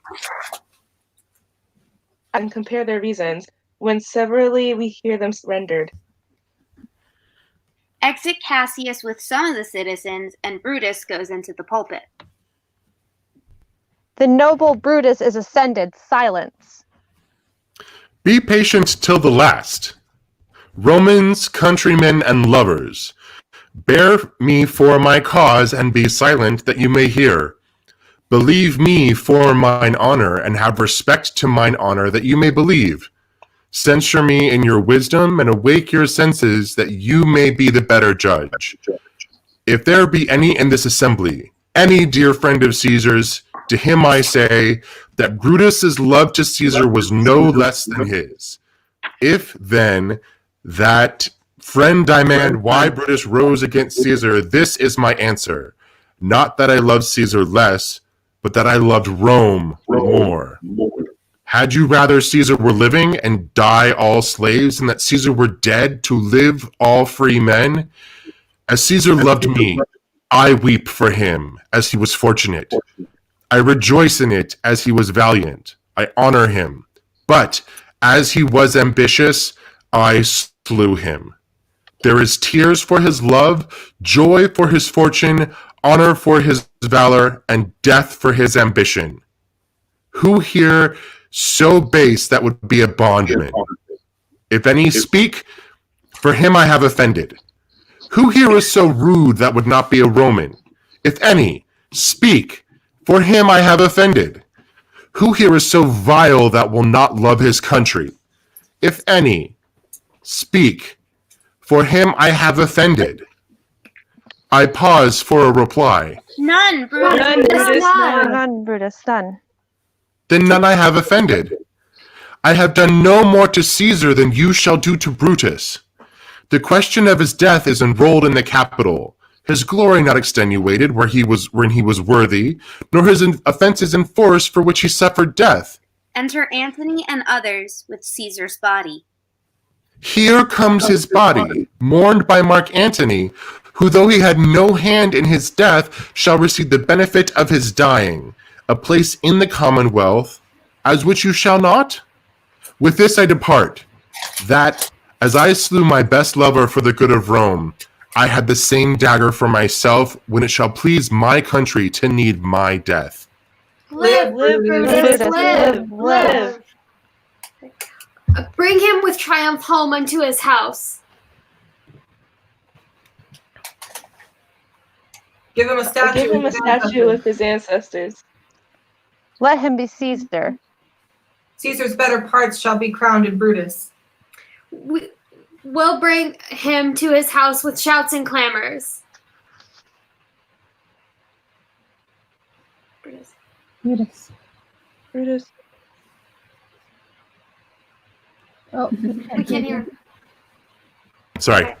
My countrymen, Peace, silence. Brutus speaks. Peace, ho! good countrymen, let me depart alone, and for my sake stay here with Antony. Do grace to Caesar's corpse, and grace to his speech tending to Caesar's glories, which Mark Antony, by our permission, is allowed to make. I do entreat you, not a man depart, save I alone, till Antony have spoke. he descends and exits. Stay ho and let us hear Mark Antony. Let him Let go him up. go up into the public chair. We'll hear him, noble Antony. Go up. For Brutus' sake, I am beholding to you. Goes into the pulpit. What does he say of Brutus? He says, for Brutus' sake, he finds himself beholding to us all. For best he speak no harm of Brutus here. 'Tis Caesar was a tyrant. Nay, that's a certain. We are blessed that Rome is rid of him. Peace. Let us hear what Antony can say. You gentle Romans, Peace. Peace. Ho. Ho. Let us Let hear us hear him. him. Hear him. friends, Romans, countrymen, lend me your ears. I come to bury Caesar, not to praise him. The evil that men do lives after them. The good is oft interred with their bones. So let it be with Caesar. The noble Brutus hath told you Caesar was ambitious. If it were so, it was a grievous fault, and grievously hath Caesar answered it. Here, under leave of Brutus and the rest, for Brutus is an honorable man, so are they all honorable men.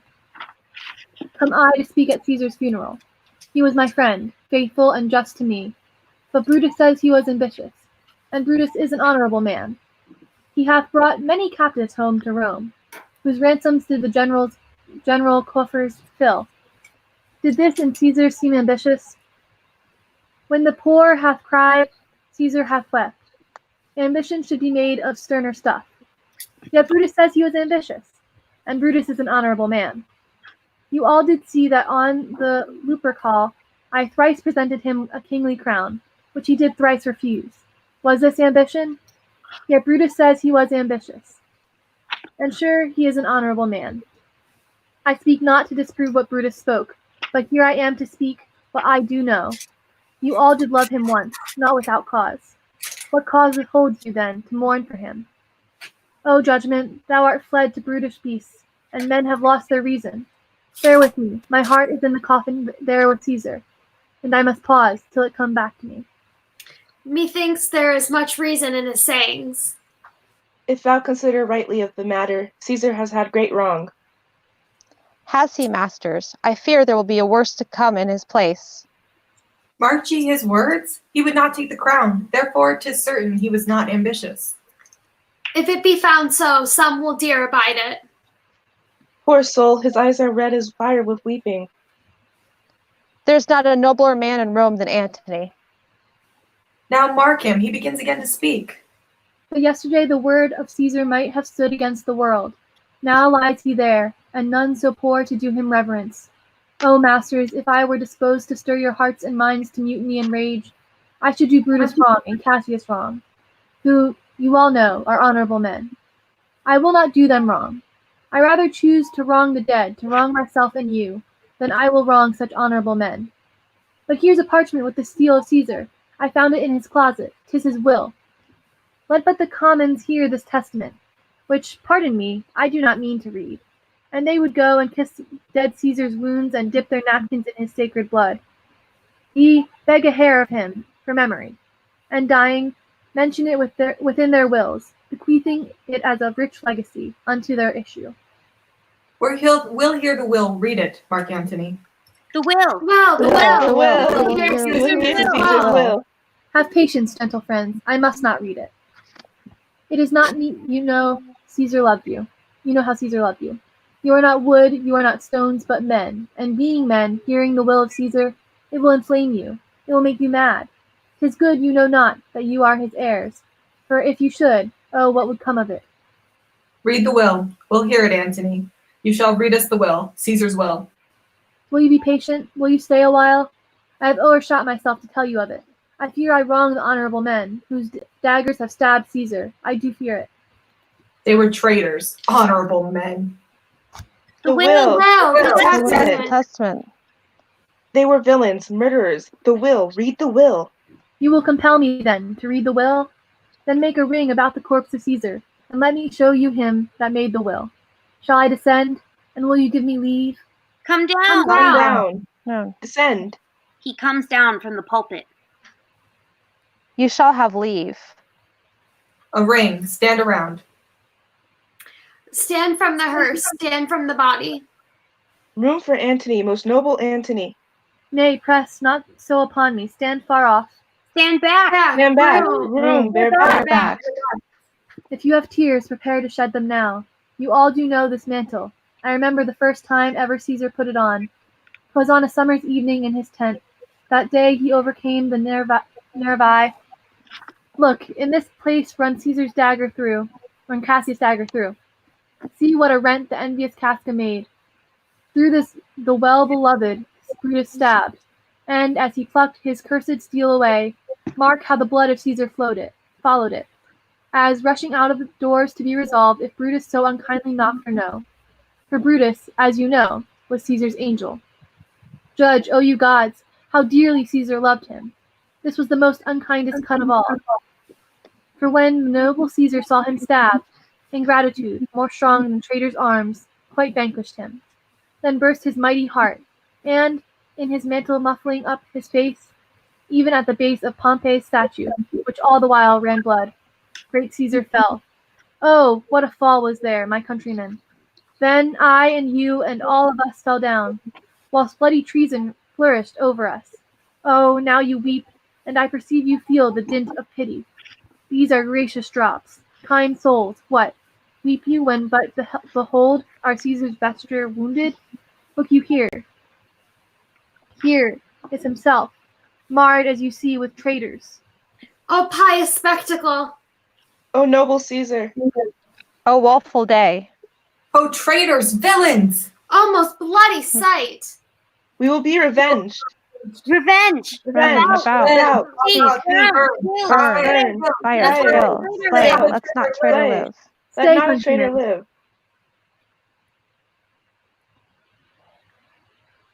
live. Peace there. Here the noble Antony. We'll hear him, we'll follow him, we'll die with him.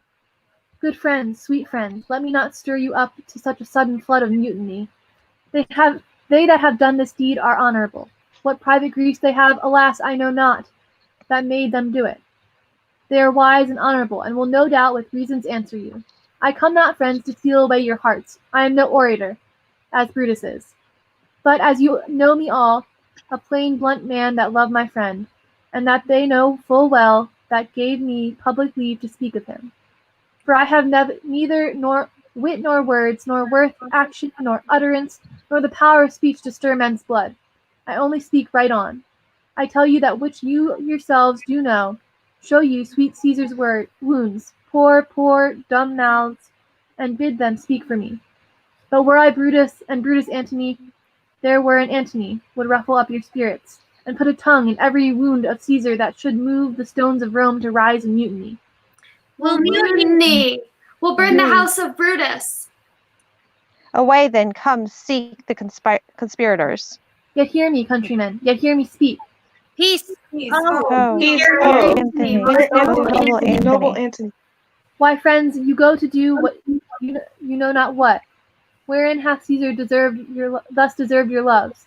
Alas, you know not. I must tell you then. You have forgot the will I told you of.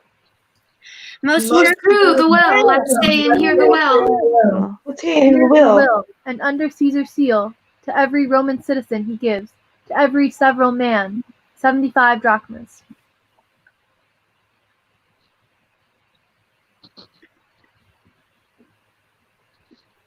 Most noble Caesar will revenge his death.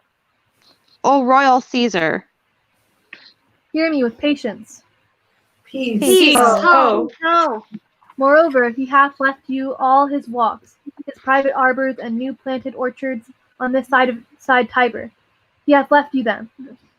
And to your heirs forever, common pleasures, to walk abroad and recreate yourselves.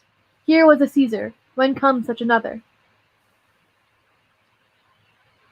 Never, never. Come away, away. We'll burn his body in the holy place, and with the brands fire the traitors' houses.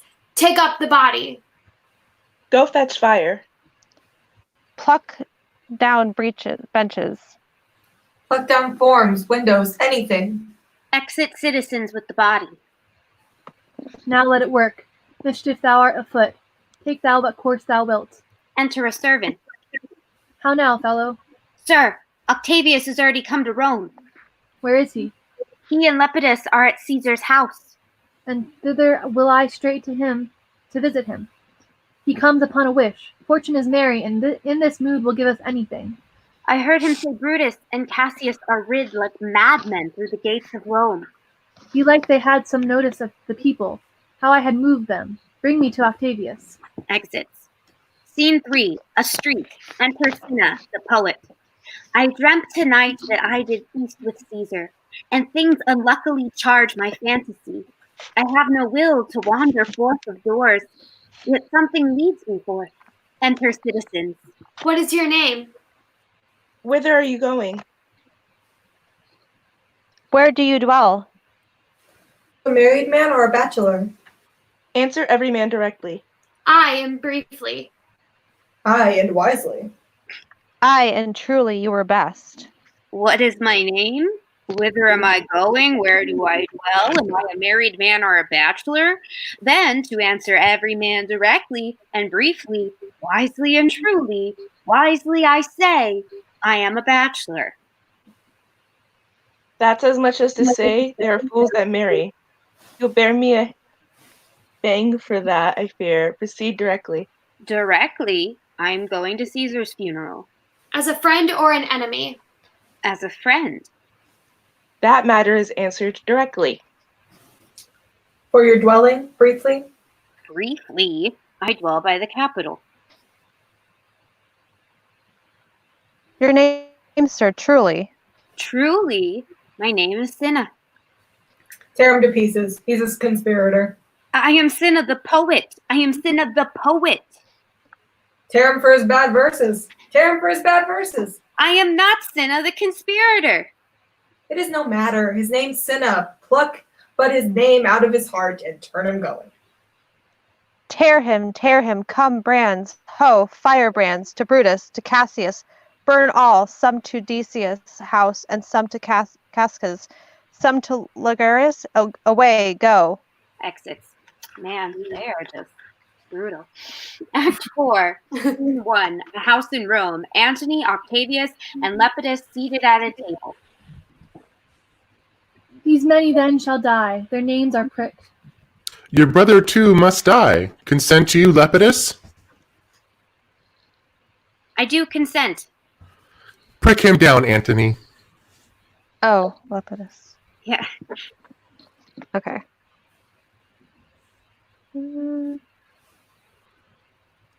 Okay, so we read?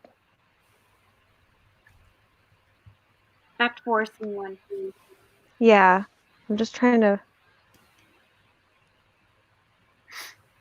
Oh, it's it's Amylus lepidus. That's what's throwing me off. Oh. Upon condition published shall not live. Who is your sister's son, Mark Antony? He shall not live. Look, with a spot I damn him. But Lepidus, go you to Caesar's house.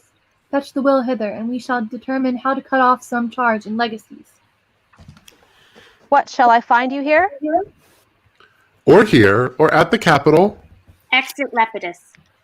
This is a slight, unmeritable man, meet to be sent on errands. Is it fit, the threefold world divided, he should stand one of the three to share it? So you thought him, and took his voice who should be pricked to die, and our black sentence and prescription.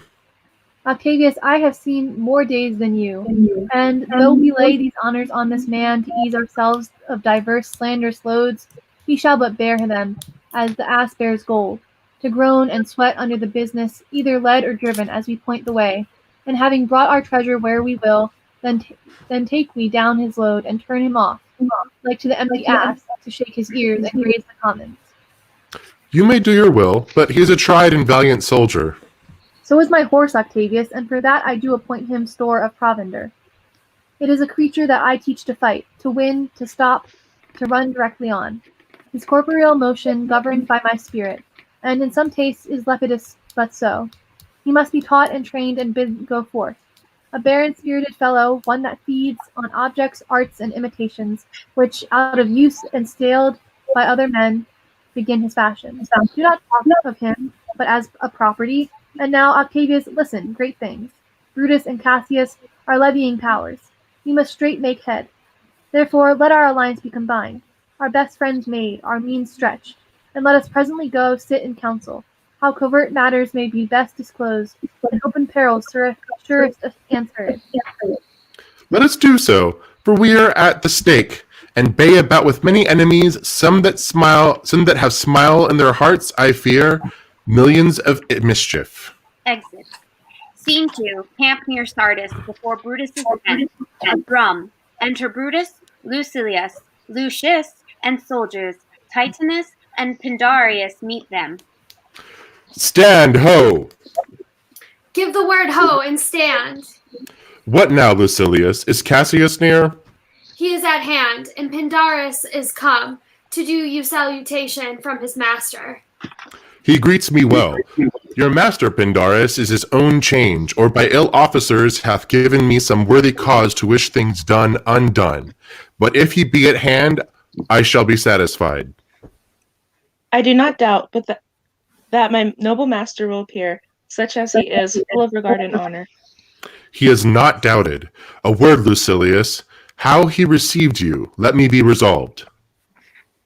With courtesy and with respect enough, but not with such familiar instances, nor with such free and friendly conference as he hath us of old. Thou hast described a hot friend cooling. Ever note, Lucilius, when love begins to sicken and decay, it useth in enforced ceremony. There are no tricks in plain and simple fate. But hollow men, like horses hot at hand, make gallant show and promise of their mettle. But when they should endure the bloody spur, they fall of their crest, and like deceitful jades sink in the trial. Comes his army on? They mean this night in Sardis to be quartered. The great part, the horse in general, are come with Cassius. Low march within. Hark, he is arrived. March gently on to meet him. Enter Cassius and his powers. Stand, ho! Stand, ho! Speak the word along. Stand. Stand. Stand. Right. Most noble brother, you have done me wrong. Judge me, you gods, wrong I mine enemies? And if not so, how should I wrong a brother? Brutus, this sober form of yours hides wrongs, and when you do them. Cassius, be content. Speak your grief softly. I do know you well, before the eyes of both our armies here, which should perceive nothing but love from us. Let us not wrangle. Bid them move away. Then in my tent. Cassius, enlarge your griefs, and I will give you audience. Pindarius, bid our commanders lead their charges off a little from this ground. Lucilius, do you the like. Let no man come into our tent till we have done our conference. Let Lucilius and Tintinius guard our door. Exits. You okay there? Oh, sorry. I thought I hit mute. Okay, I'm fine. You good? No Yeah, I'm good. coronavirus? No coronavirus. It's allergies tickling the back of my No, I'm throat. kidding. I know you don't have to.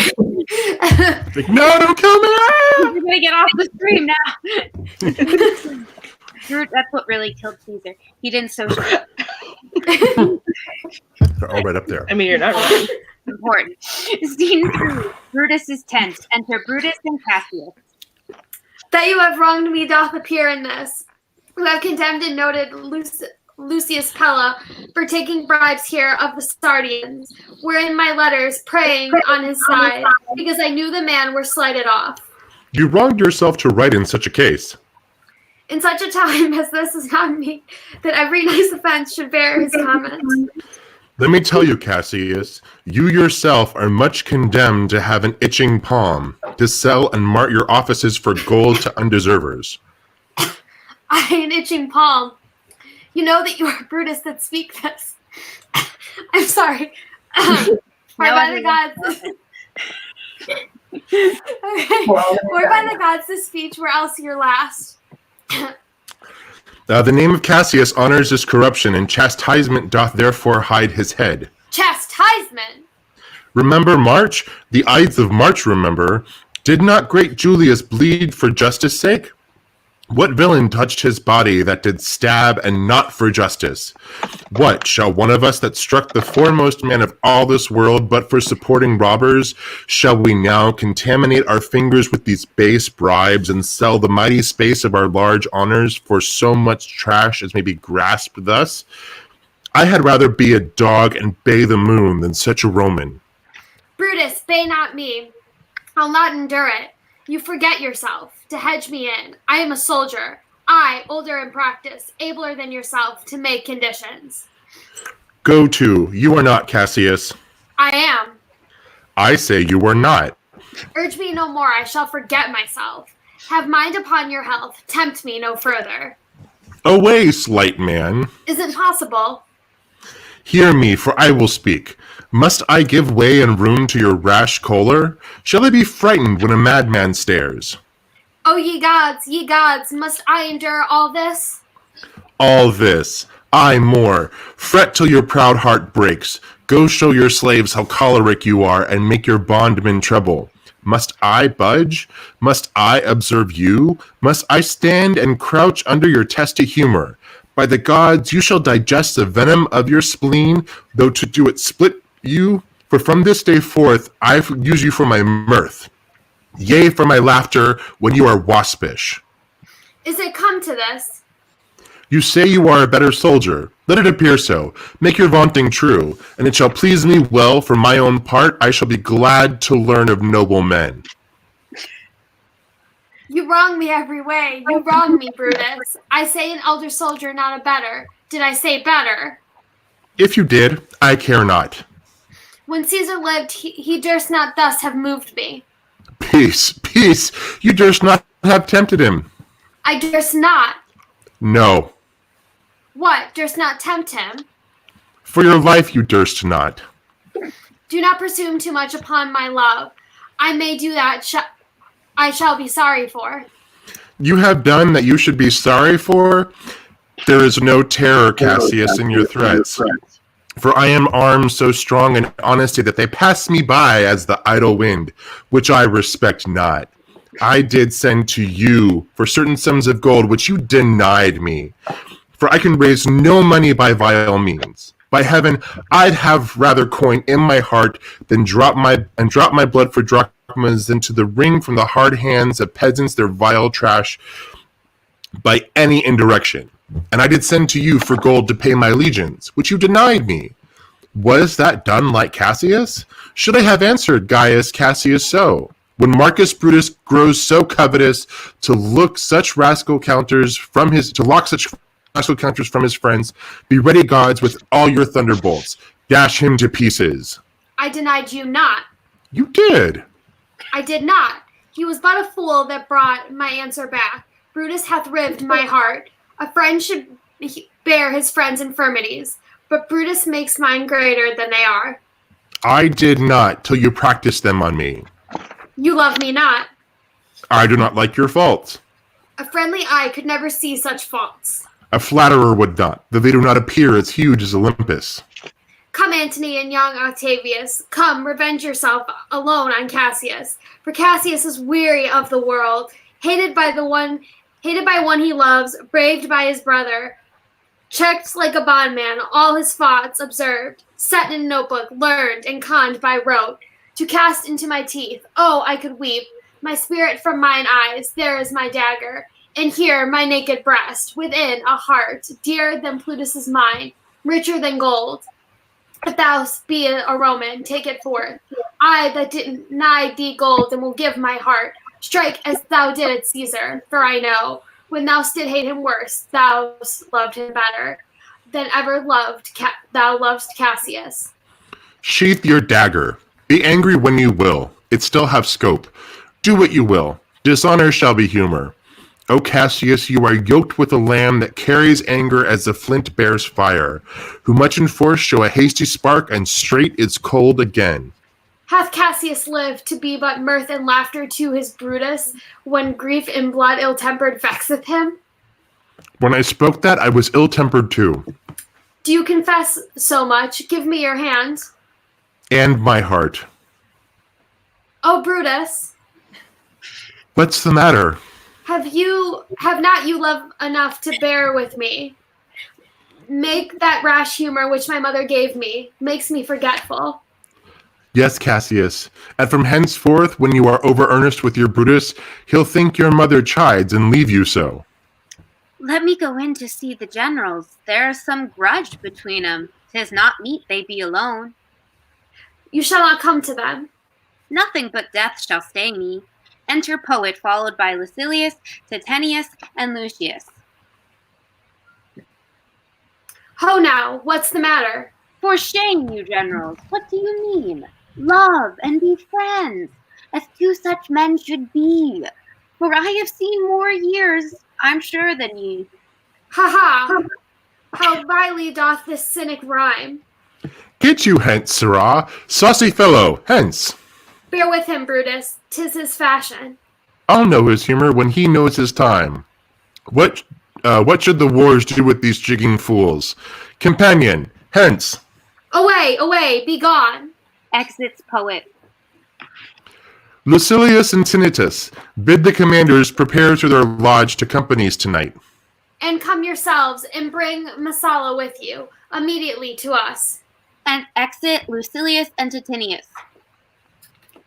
Lucius, a bowl of wine. Exit Lucius. I did not think you could have been so angry.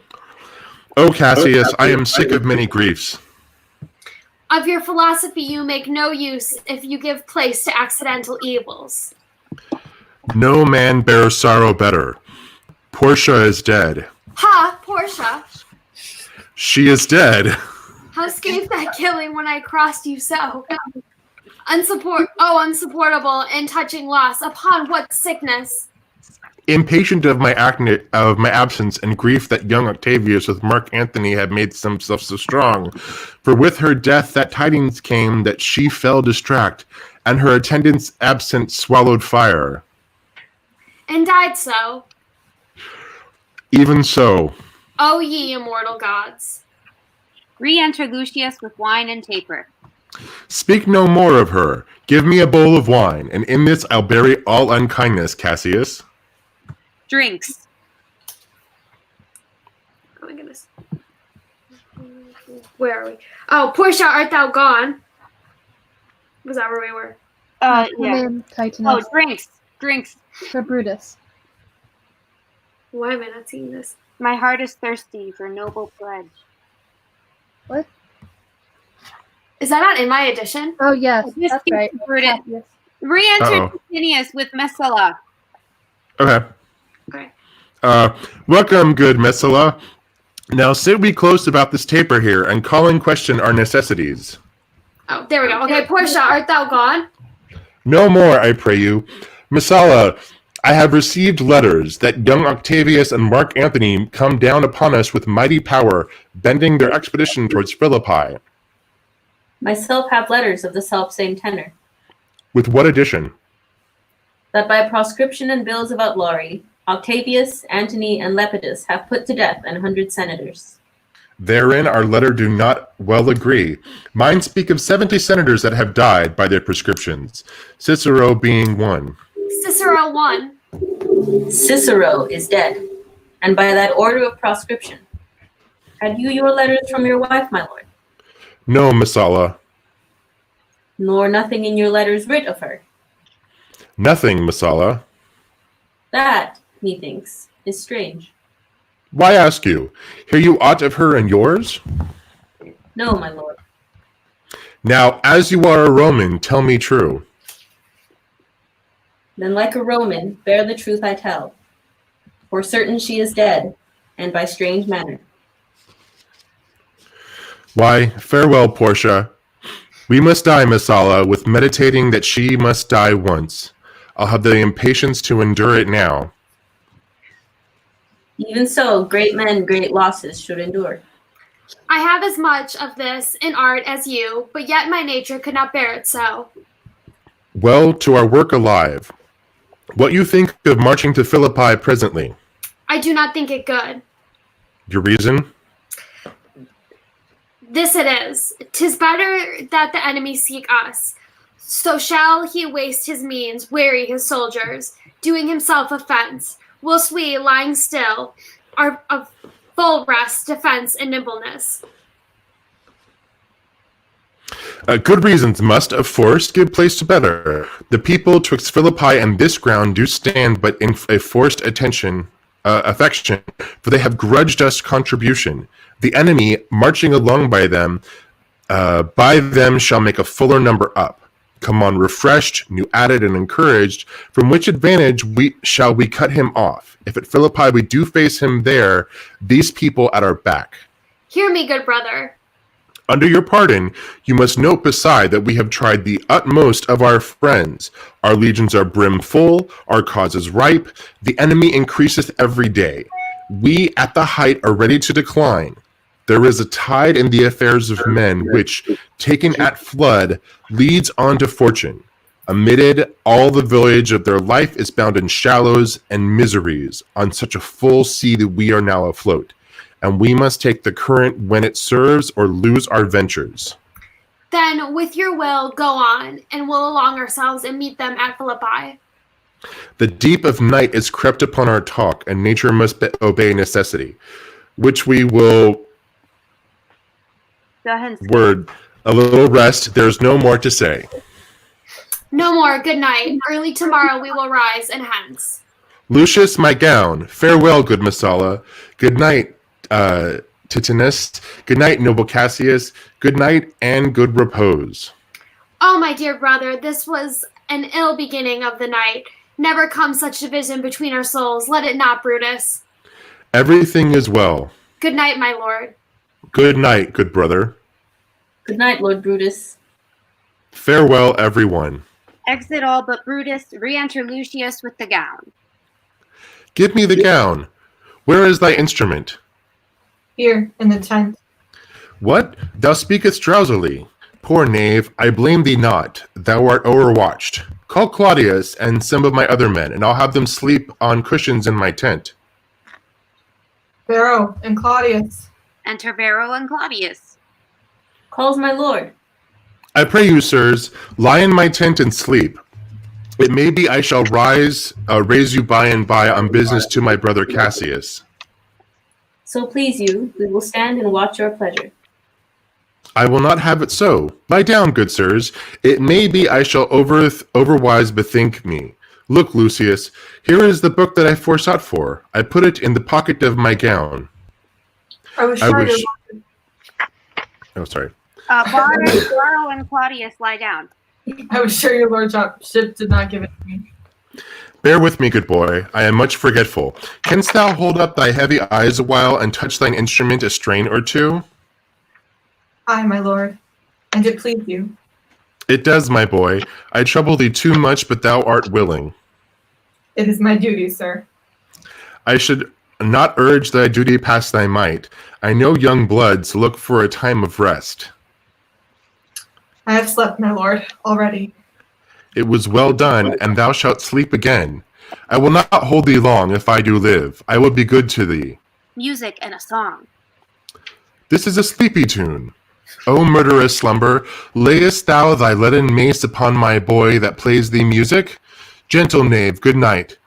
I will not do thee so much wrong to wake thee if thou dost nod. Thou breakest thy instrument. I'll take it from thee, and good boy, good night. Let me see, let me see. Is not the leaf turned down? Where I left reading. Here it is, I think. Sits down, enter the ghost of Caesar. How ill this taper burns. Ha! Who comes here? I think that is the weakness of mine eyes that shapes the monstrous apparition as it comes before me. Art thou anything? Art thou some god, some angel, or some devil that makest my blood cold and my hair to stare? Speak to me of what thou art.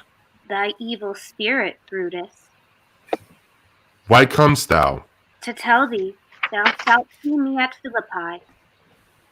Well, shall I see thee again? Aye, at Philippi. Why, I will see thee at Philippi then. Exits ghost. Now I have taken heart thou vanished, ill spirit. I would hold more talk with thee. Boy, Lucius, Vero, Claudius, sirs, awake, Claudius. The strings, my lord, are false. He thinks he is still at his instrument. Lucius, awake. My lord?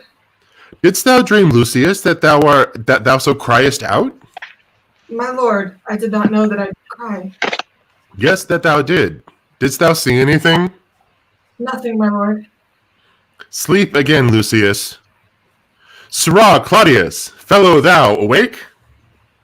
My lord. My lord? Why did you cry out, sirs, in your sleep? Did we, Did my we, lord? my lord? Aye. Saw you anything? No, my lord. I saw nothing. Nor I, my lord. Go and commend me to my brother Cassius. Bid him set upon his powers betimes before me, and we will follow. It shall It be shall done, be my done. lord. Exits. I'm sorry, I read through this the other day and I totally forgot that word was there. I know it's not like that word, but I still was like, no, it's not. There's an N-word in this that means satisfy, but it sounds like something else, so we're not saying it because that's not the time. Okay, we're in the final act, everybody. Yeah. Long stretch. Here we go, everybody. What's going to happen? Act 5, Scene 1. The plains of Philippi enter Octavius, Antony, and their army. Now, Antony, our hopes are answered.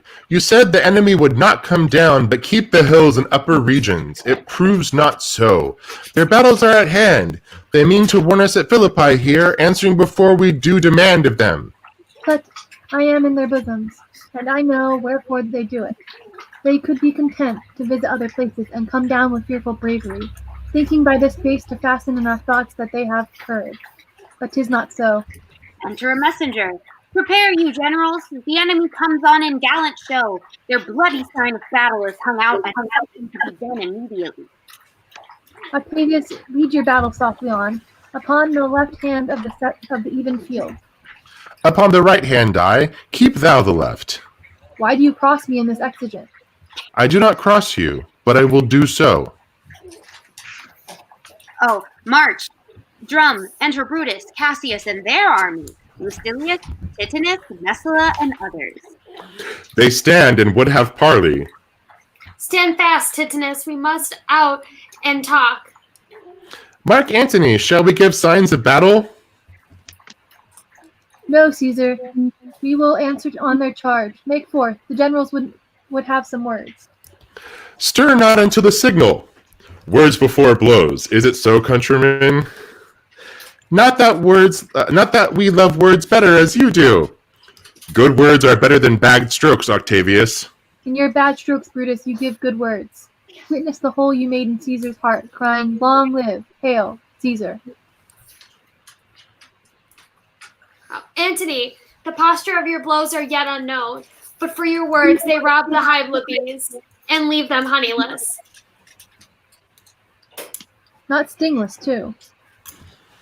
Oh, yes, and soundless too, for you have stolen their buzzing, Antony, and very wisely threat before you sting.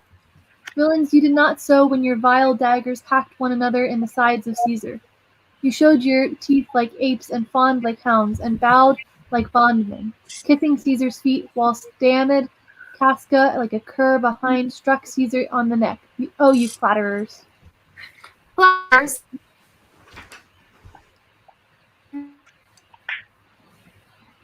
Fend ruled.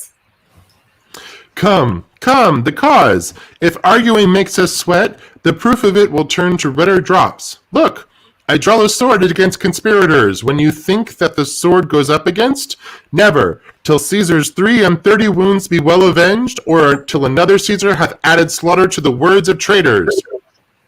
Caesar, thou cannot die by traitors' hands unless thou bringst them with thee. So I hope. I was not born to die on Brutus's sword. Oh, if thou art worth the noblest of thy strain, young man, thou couldst die not more honorably. A peevish schoolboy, worthless of such an honor, joined with a masker and a reveler. Hold Cassius still. Come, Antony, away. Defiance, traitors, hurl we in your teeth. If you dare fight today, come to the fields. If not, when you have stomachs. Exit Octavius, Antony, and their army. Why now blow wind and swell billow and swim bark? The storm is up and all is on the hazard. Ho, Lucilius, hark, a word with you. My lord? Brutus and Lucilius converse apart. Masala. What says my general? Masala, this is my birthday, as this very day was Cassius born. Give me thy hand, Masala. Be thou my witness that against my will, as Pompey was, am I compelled to set upon one battle as all our liberties. You know that I held Epicurus strong, and his opinion. Now I change my mind, and partly credit things that I do presage. Coming from Sardis on our former ensign, 2 mighty eagles fell, and there they perched, gorging and feeding from our soldiers' hands, who to Philippi here consorted us. This morning are they fled, away and gone. And in their steads do ravens, crows, and kites fly o'er our heads and downward look on us, as we were sickly prey. Their shadows seem a canopy most fatal, under which our armies lies, ready to give up the ghost. Believe not so. But I believe it partly, for I am fresh of spirit and resolved to meet all perils very constantly. Even so, Lucilius. Now, most noble Brutus, the gods today stand friendly, that we may, lovers of peace, lead on our days to age. But since the affairs of men rest still uncertain, let's reason with the worst that may befall. If we do lose this battle, then is this the very last time we shall speak together. What are you then determined to do? Even by the rules of that philosophy by which I did blame Cato for the death which he did not give himself, I know not how, but do I find it cowardly and vile, for fear of what may fall, so to prevent the time of life, arming myself with patience to stay the providence of some high powers that govern us below. Then if we lose this battle, you are contented to be led in triumph through the streets of Rome. No, Cassius, no. Think not, thou noble Roman, that ever Brutus will go bound to Rome. He bears too great a mind. But this same day must end that the Ides of March begun, and whether we shall meet again I know not. Therefore our everlasting farewell take forever and forever. Farewell, Cassius. If we do meet again, why we shall smile. If not, why then this parting was well made. Forever and forever, farewell, Brutus. If we do meet again, we'll smile indeed. If not, 'tis true this parting was well made. Why then lead on. Oh, that a man might know the end of his day's business ere it come. But it sufficeth that this day will end, and then the end is known. Come, ho, away. Exits. Scene 2, the field of battle. Alarum. Enter Brutus and Messala. Ride, ride, Messala, ride and give these bills unto the legions on the other side. Let them set on at once, for I perceive but a cold demeanor in Octavius's wing, that sudden push gives them the overthrow. Ride, ride, Messala, let them all come down. Exits. Scene 3, another part of the field. Alarums enter Cassius and Titinius. Oh, look, Titinius, look, the villains fly. Myself have to mine own turn enemy. This ensign here of mine was turning back. I slew the coward and did take it from him. Oh, Cassius, Brutus gave the word too early. Who, having some advantage on Octavius, took it too eagerly. His soldiers fell to spoil, whilst we by Antony are all enclosed. Enter Pindarus.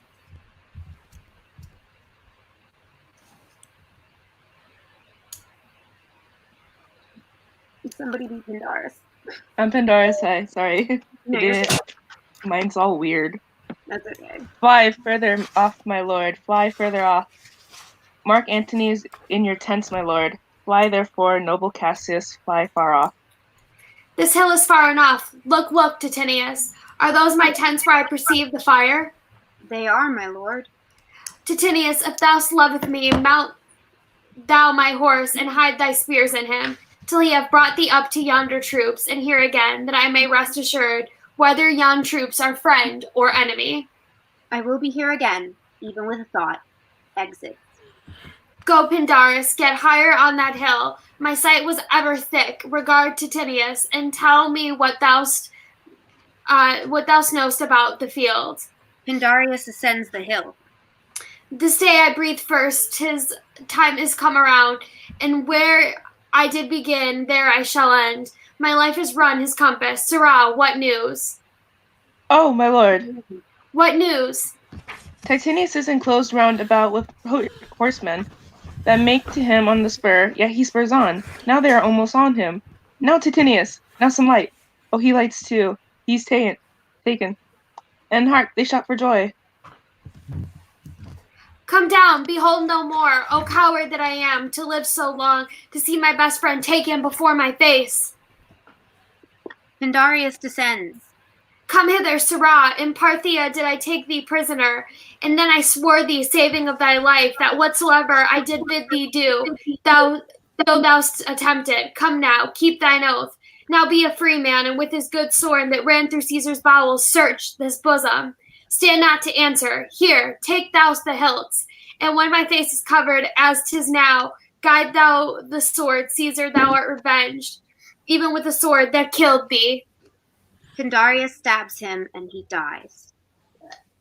So I am free, yet would not have so been, durst I have done my will. O Cassius, far from this country Pindarus shall run, where never Roman shall take note of him.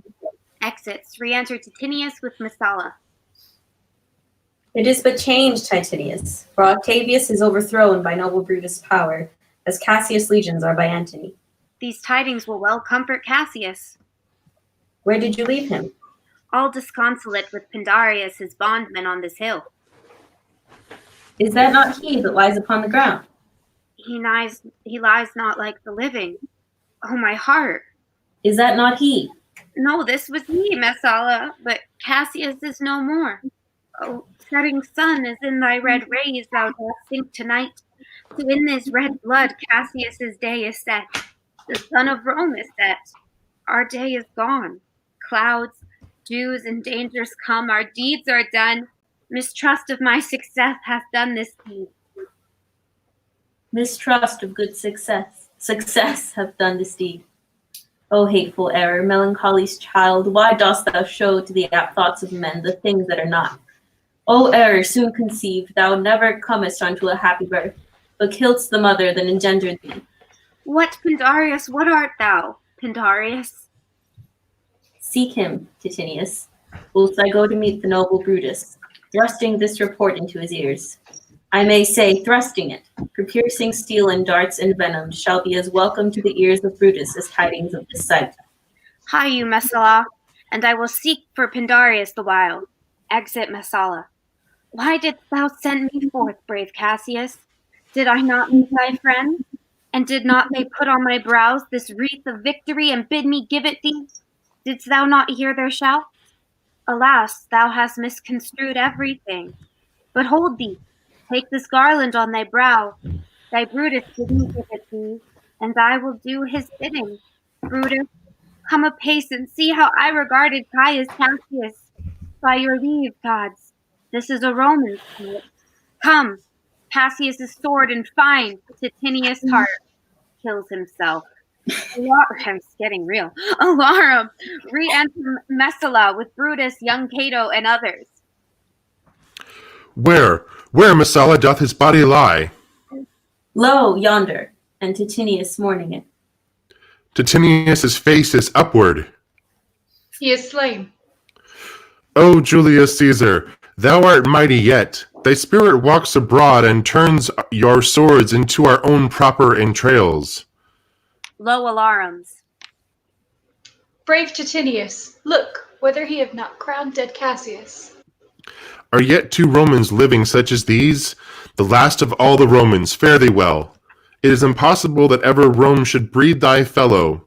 Friends, I owe more tears to this dead man than you shall see me pay. I shall find time, Cassius. I shall find time. Come, therefore, and to Thasos send his body. His funeral shall not be in our camp, lest it discomfort us. Lucilius, come. And come, young Cato, let us to the field. Labio and Flavius, send our battles on. 'Tis 3 o'clock, and Romans, yet ere night we shall try fortune in a second fight. Exits. Scene 4. Another part of the field. Alarum. Enter, fighting, soldiers of both armies, then Brutus, young Cato, Lucilius, and others. Yet countrymen, oh, yet hold up your heads. What bastard does not? Who will go with me? I will proclaim my name about the field. I am the son of Marcus Cato, ho! A foe to tyrants and my country's friend. I am the son of Marcus Cato, ho!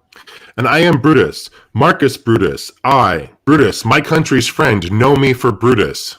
Exits. O young and noble Cato, art thou down? Why now thou die as bravely as Titinius, and mayest be honored being Cato's son? Yield or thou diest. Only I yield to die. There is so much that thou wilt kill me straight. Kill Brutus and be honored in his death. We must not, a noble prisoner. Room ho, tell Anthony Brutus is ta'en. I will the news. Here comes the general. Enter Antony. Brutus is taken. Brutus is taken, my lord. Where is he? Safe, Antony. Brutus is safe enough. I dare assure thee that no enemy shall ever take alive the noble Brutus.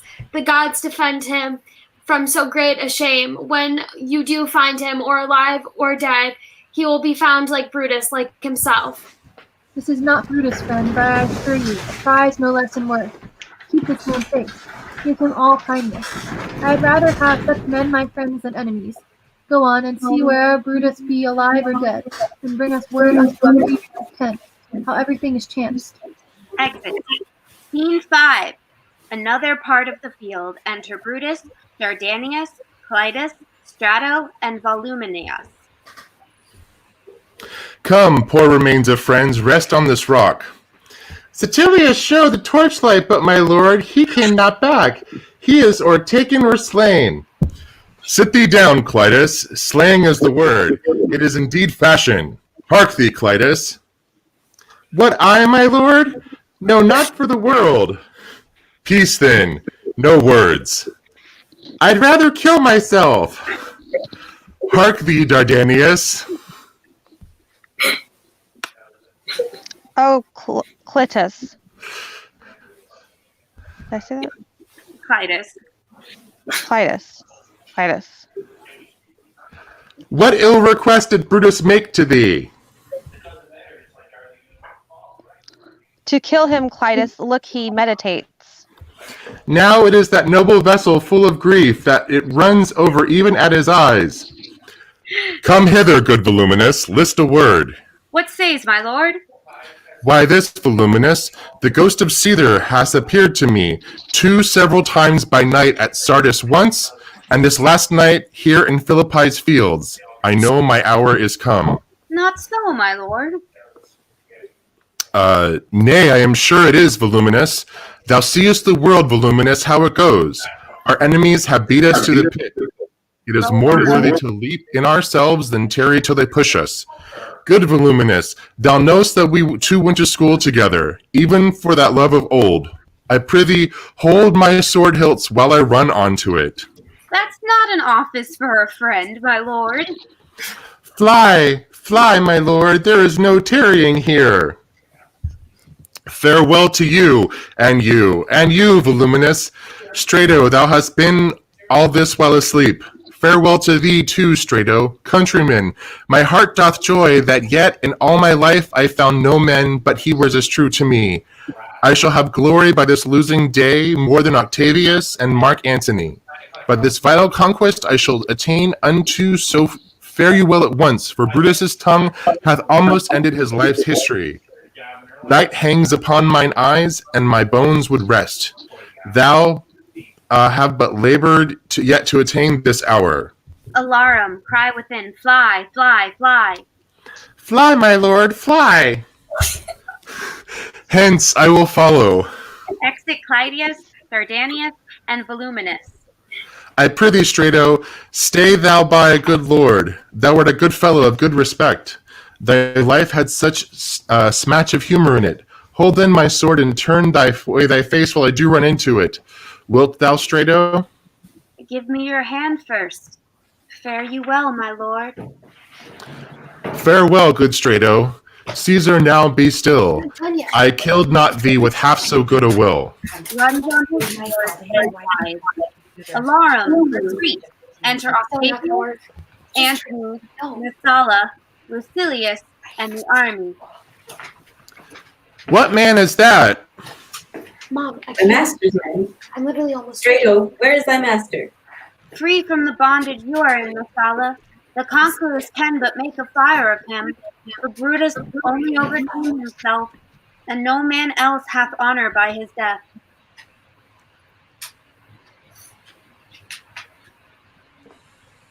Daddy, Oh, what part are we? Sorry.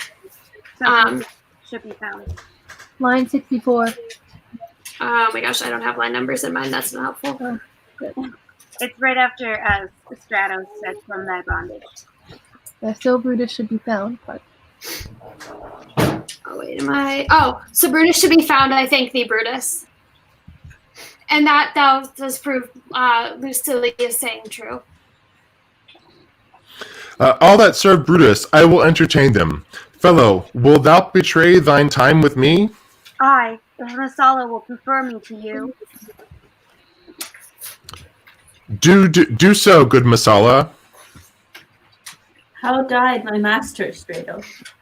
I held the sword, and he did run on it.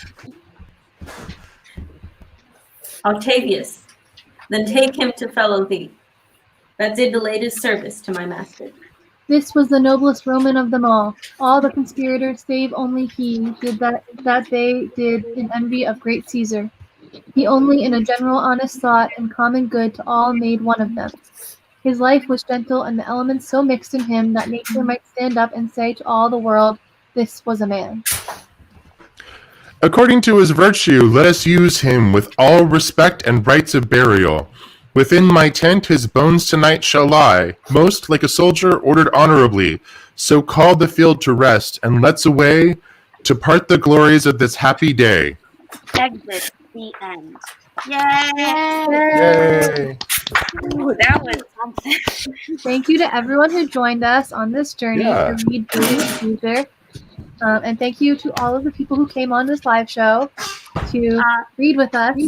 If you're interested in being in next month's live show for the 12th night, you can tweet at us at bard_book on Twitter. As you can see, there are many, many parts in a Shakespeare play. So many that I didn't even realize I hadn't assigned them all before. And if any And many of you would like, additions. please watch our live show tomorrow. It's about Julius Caesar, so if you've watched this far, Yeah. you read it. So In the book, you're ready. in depth, and the themes, we're just going to get all the Shakespearean scholarly on it. And again, next month, I said our play is 12th night, and our adaptation that we'll have a movie night for is the 1996 version of 12th night. So thanks everybody for Thank you to everyone who joined. watching. Thank you for watching. And we will Bye. see you tomorrow. Thank you, guys. Talk about Bye. it. Thank you. Bye.